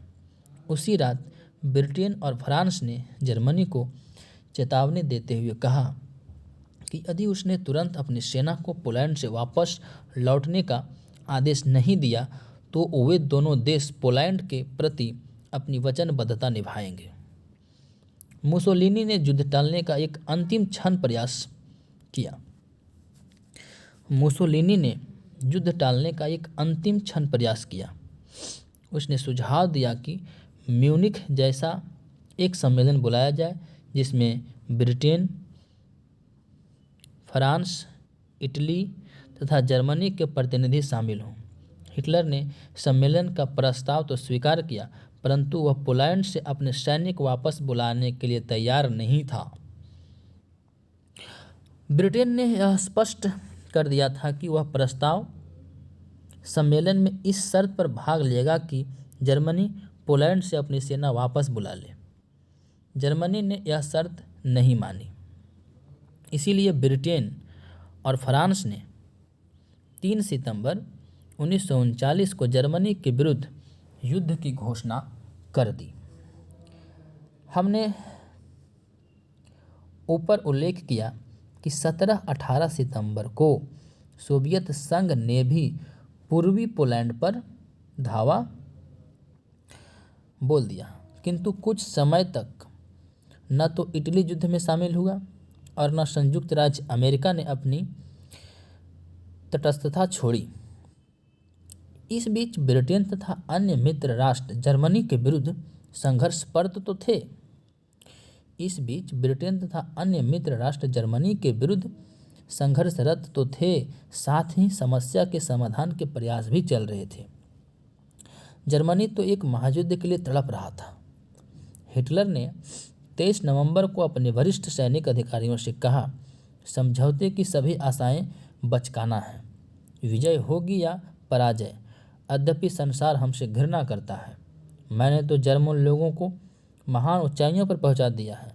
मैंने युद्ध का खतरा मोल लिया है। मुझे विजय अथवा विनाश में से एक का चयन करना है। तो ये था हिटलर, ठीक है ना, जो द्वितीय विश्व युद्ध जो है जानबूझ के करवाया था, क्योंकि इसको बदले की आग में जल रहा था। ये बर्बाद करना चाहता था अपने दुश्मनों को।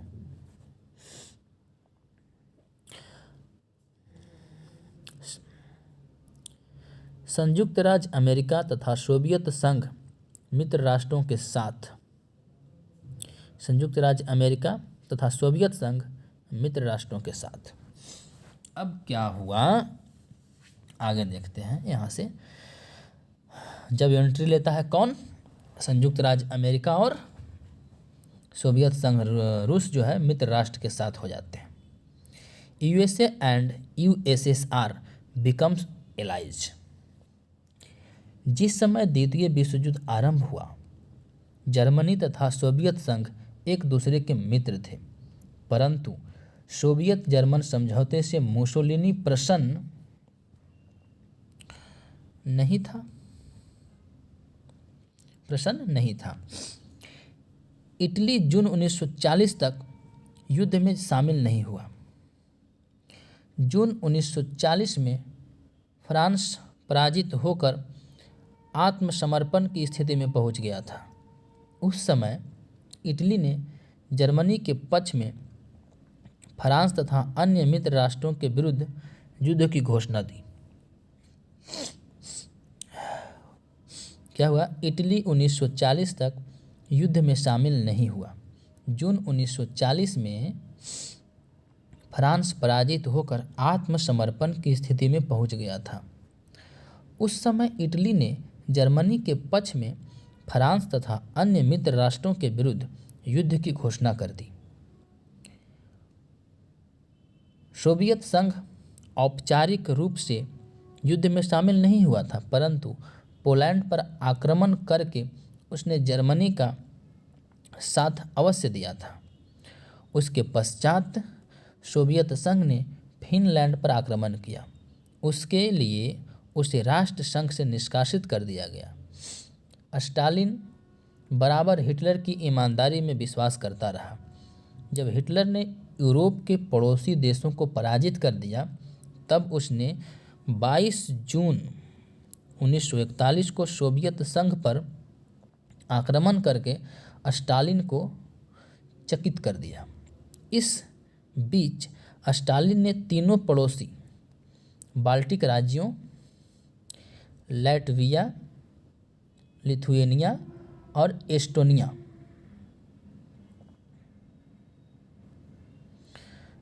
को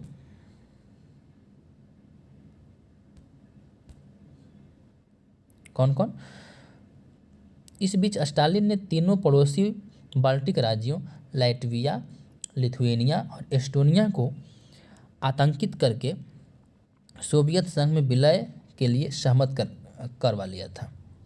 वे अपनी संप्रभुता खोकर सोवियत संघ के संघीय गणराज्य बन गए थे।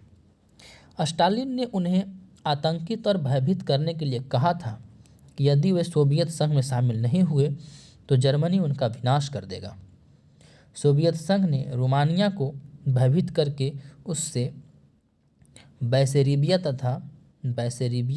तथा बुकोविनिया के प्रदेश प्राप्त कर लिए।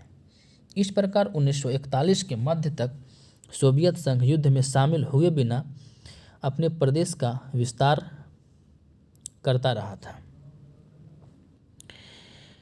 हिटलर के समक्ष फ्रांस ने 1940 में आत्मसमर्पण कर दिया था।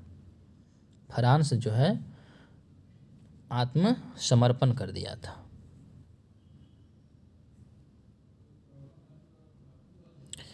उस समय तक 27,000 जर्मनों की मृत्यु हो चुकी थी। हिटलर को फ्रांस के एक सैनिक अधिकारी मार्शल पेता का समर्थन प्राप्त हो गया। हिटलर को फ्रांस के एक सैनिक अधिकारी मार्शल पेता का समर्थन प्राप्त हो गया। उसके नेतृत्व में फ्रांस के वीसी नामक नगर में एक तथाकथित फ्रांसीसी सरकार की स्थापना कर दी गई थी। परंतु फ्रांस के एक महान योद्धा जनरल चार्ल्स डी गाल किसी प्रकार कई हजार फ्रांसीसी सैनिकों के साथ इंग्लैंड पहुंच गए थे। वहां पहुंचकर डी गॉल ने लंदन में फ्रांस की निर्वासित सरकार की स्थापना कर ली थी। इटली ने ब्रिटेन के साथ अपने राजनयिक संबंध तोड़ लिए और वह जर्मनी के निकट आ गया।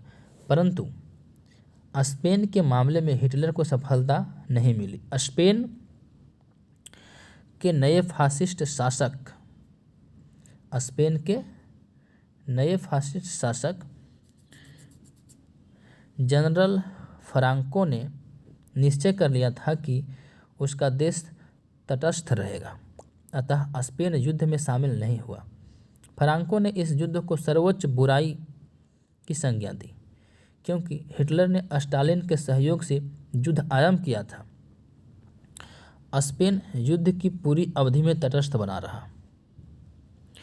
संयुक्त राज्य अमेरिका का जनमत युद्ध में शामिल होने के पूरी तरह विरुद्ध संयुक्त राज्य अमेरिका का जनमत जो था शामिल होने के पूरी तरह विरोध में था वहाँ की पब्लिक का मन। अमेरिका की कांग्रेस ने 1937 में ही तटस्थता अधिनियम पास करके भविष्य के किसी भी युद्ध में तटस्थ बने रहने के साथ साथ उन सभी देशों के हाथ अमेरिकी शस्त्र बेचने पर प्रतिबंध लगा दिया था। उन सभी देशों के हाथ अमेरिकी अस्त्र शस्त्र नहीं बिकेंगे, ये प्रतिबंध था। लगाया कौन था? अमेरिका का कांग्रेस पार्टी, जो युद्ध में उसको हथियार नहीं बेचेंगे जो युद्ध में भाग ले रहे हों। जब सितंबर 1939 में युद्ध आरंभ हो ही गया तथा जर्मनी ने पश्चिम के लोकतांत्रिक देशों पर बम वर्षा करके उनको नष्ट करना आरंभ कर दिया, तब अमेरिका ने तटस्थता कानून में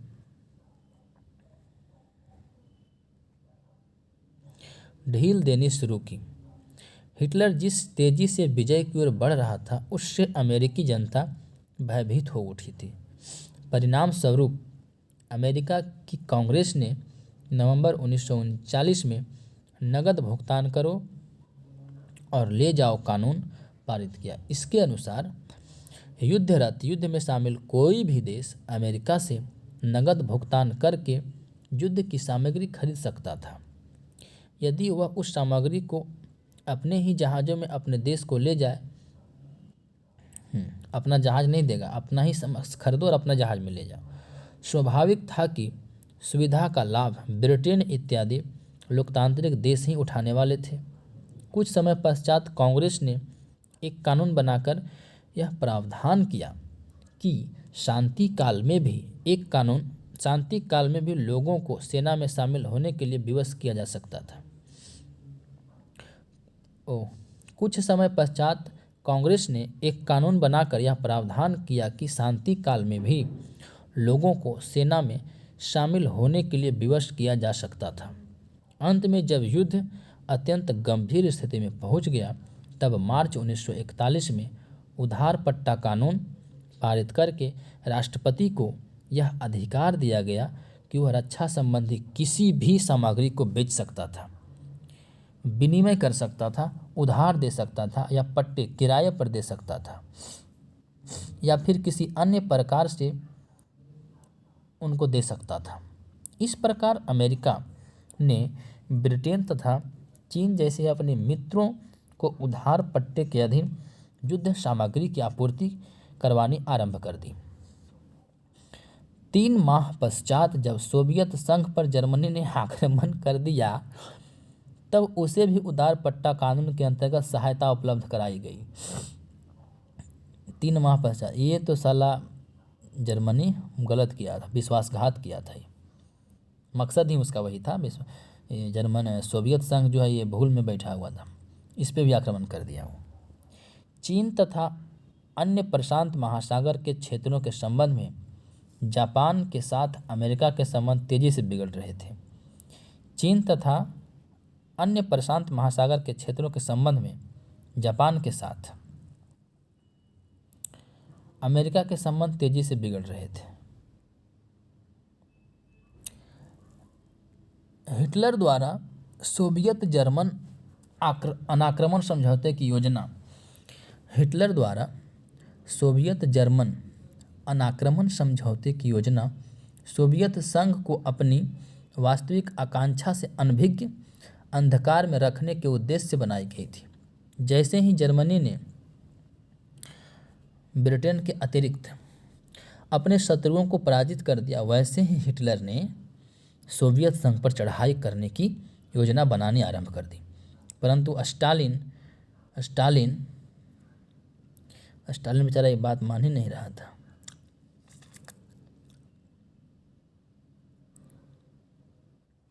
परंतु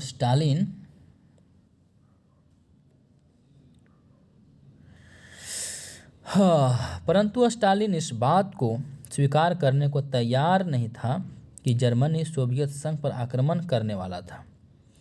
स्टालिन को अनेक स्रोतों ने संभावित जर्मन आक्रमण के विषय में चेतावनी दी थी। ब्रिटिश प्रधानमंत्री चर्चिल ने स्टालिन को संभावित आक्रमण की निश्चित सूचना दी थी। इस सूचना की पुष्टि अमेरिकी दूतावास ने भी कर दी थी। स्वयं स्टालिन ने अपने टोक्यो स्थित राजनयिकों ने संभावित जर्मन आक्रमण की पूरी योजना से स्टालिन को अवगत करा दिया था। उन्होंने तो आक्रमण की तिथि तक बता दी थी। स्टालिन ने किसी पर विश्वास नहीं किया।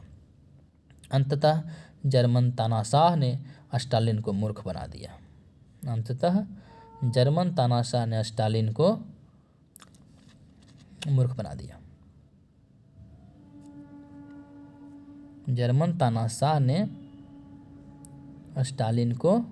बना दिया। 22 जून 1941 को प्रातः सूर्योदय से पूर्व जर्मनी ने सोवियत संघ पर आक्रमण कर दिया। सोवियत सेना के प्रधान ने प्रातः 3:40 पर स्टालिन को टेलीफोन करके बताया कि जर्मनी ने आक्रमण कर दिया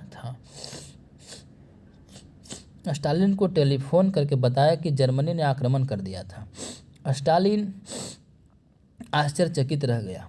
उसके विदेश मंत्री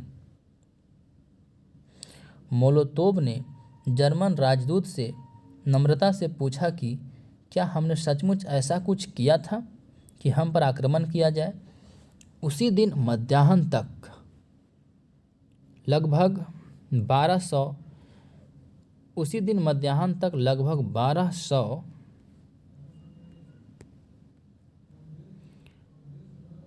सोवियत विमान नष्ट कर दिए गए थे। सोवियत संघ ने तुरंत मित्र राष्ट्रों से सहायता की प्रार्थना की।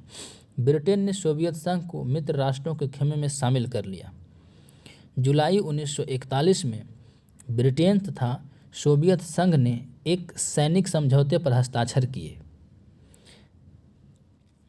1941 को ब्रिटेन और सोवियत संघ।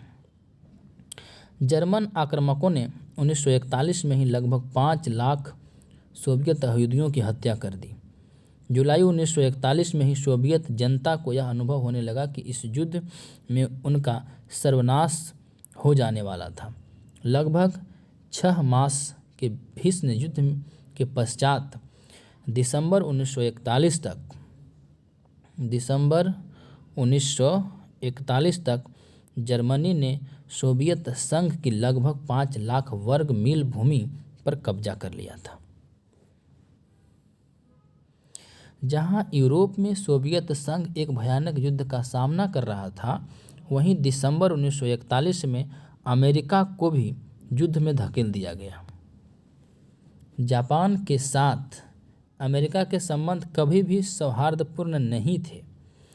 जुलाई 1941 में जापान ने मार्शल पेता की तथाकथित फ्रांसीसी सरकार से हिंद चीन में जापानी नौसेना तथा वायुसेना के अड्डे स्थापित करने की अनुमति ले ली। क्या हुआ? जुलाई 1941 में जापान ने मार्शल पेता की तथाकथित फ्रांसीसी सरकार से हिंद चीन में जापानी नौसेना तथा वायुसेना के अड्डे स्थापित करने की अनुमति ले ली थी। ऐसा होते ही अमेरिका में जापान की सभी संपत्ति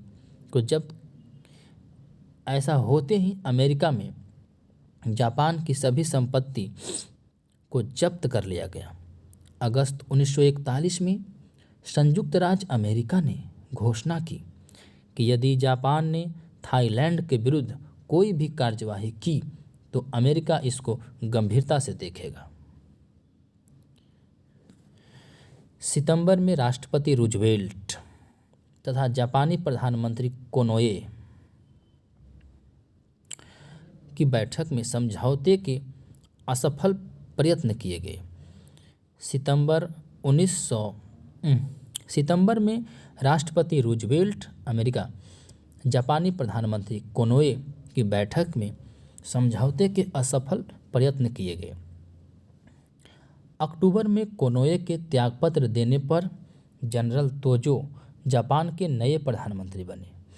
उसने संघर्ष को प्रोत्साहन दिया। नवंबर 1941 में ब्रिटेन ने घोषणा कर दी कि यदि जापान के साथ अमेरिका का युद्ध छिड़ गया तो वह भी जापान के विरुद्ध युद्ध की घोषणा कर देगा। तनाव में तेजी से वृद्धि हो गया तो वह भी तेजी से वृद्धि हो रही थी। राष्ट्रपति रूजवेल्ट ने 6 सितंबर 1941 को जापान के सम्राट से व्यक्तिगत प्रार्थना की कि वे शांति बनाए रखने में सहयोग करें। राष्ट्रपति रूजवेल्ट ने 6 दिसंबर 1941 को जापान के सम्राट से व्यक्तिगत प्रार्थना की कि शांति बनाए रखने में सहयोग करें। शांति के स्थान पर अमेरिका को अगले दिन ही भीषण बम वर्षा का सामना करना पड़ा। 7 दिसंबर 1941 को प्रातःकाल पर्ल हार्बर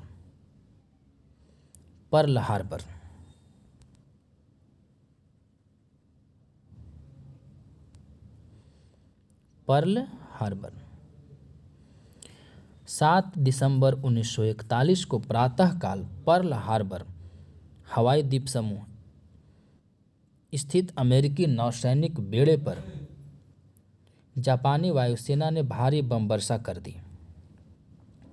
कुछ ही घंटे पश्चात जापान ने संयुक्त राज्य अमेरिका तथा ब्रिटिश साम्राज्य के विरुद्ध युद्ध की घोषणा कर दी। जर्मनी तथा इटली ने जापान के पक्ष में 11 दिसंबर को संयुक्त राज्य अमेरिका के विरुद्ध युद्ध घोषित कर दिया। द्वितीय विश्व युद्ध सचमुच विश्वव्यापी हो गया था। धुरी राष्ट्रों का पतन, आगे हम देखेंगे धुरी राष्ट्रों का पतन यहाँ से कैसे हुआ।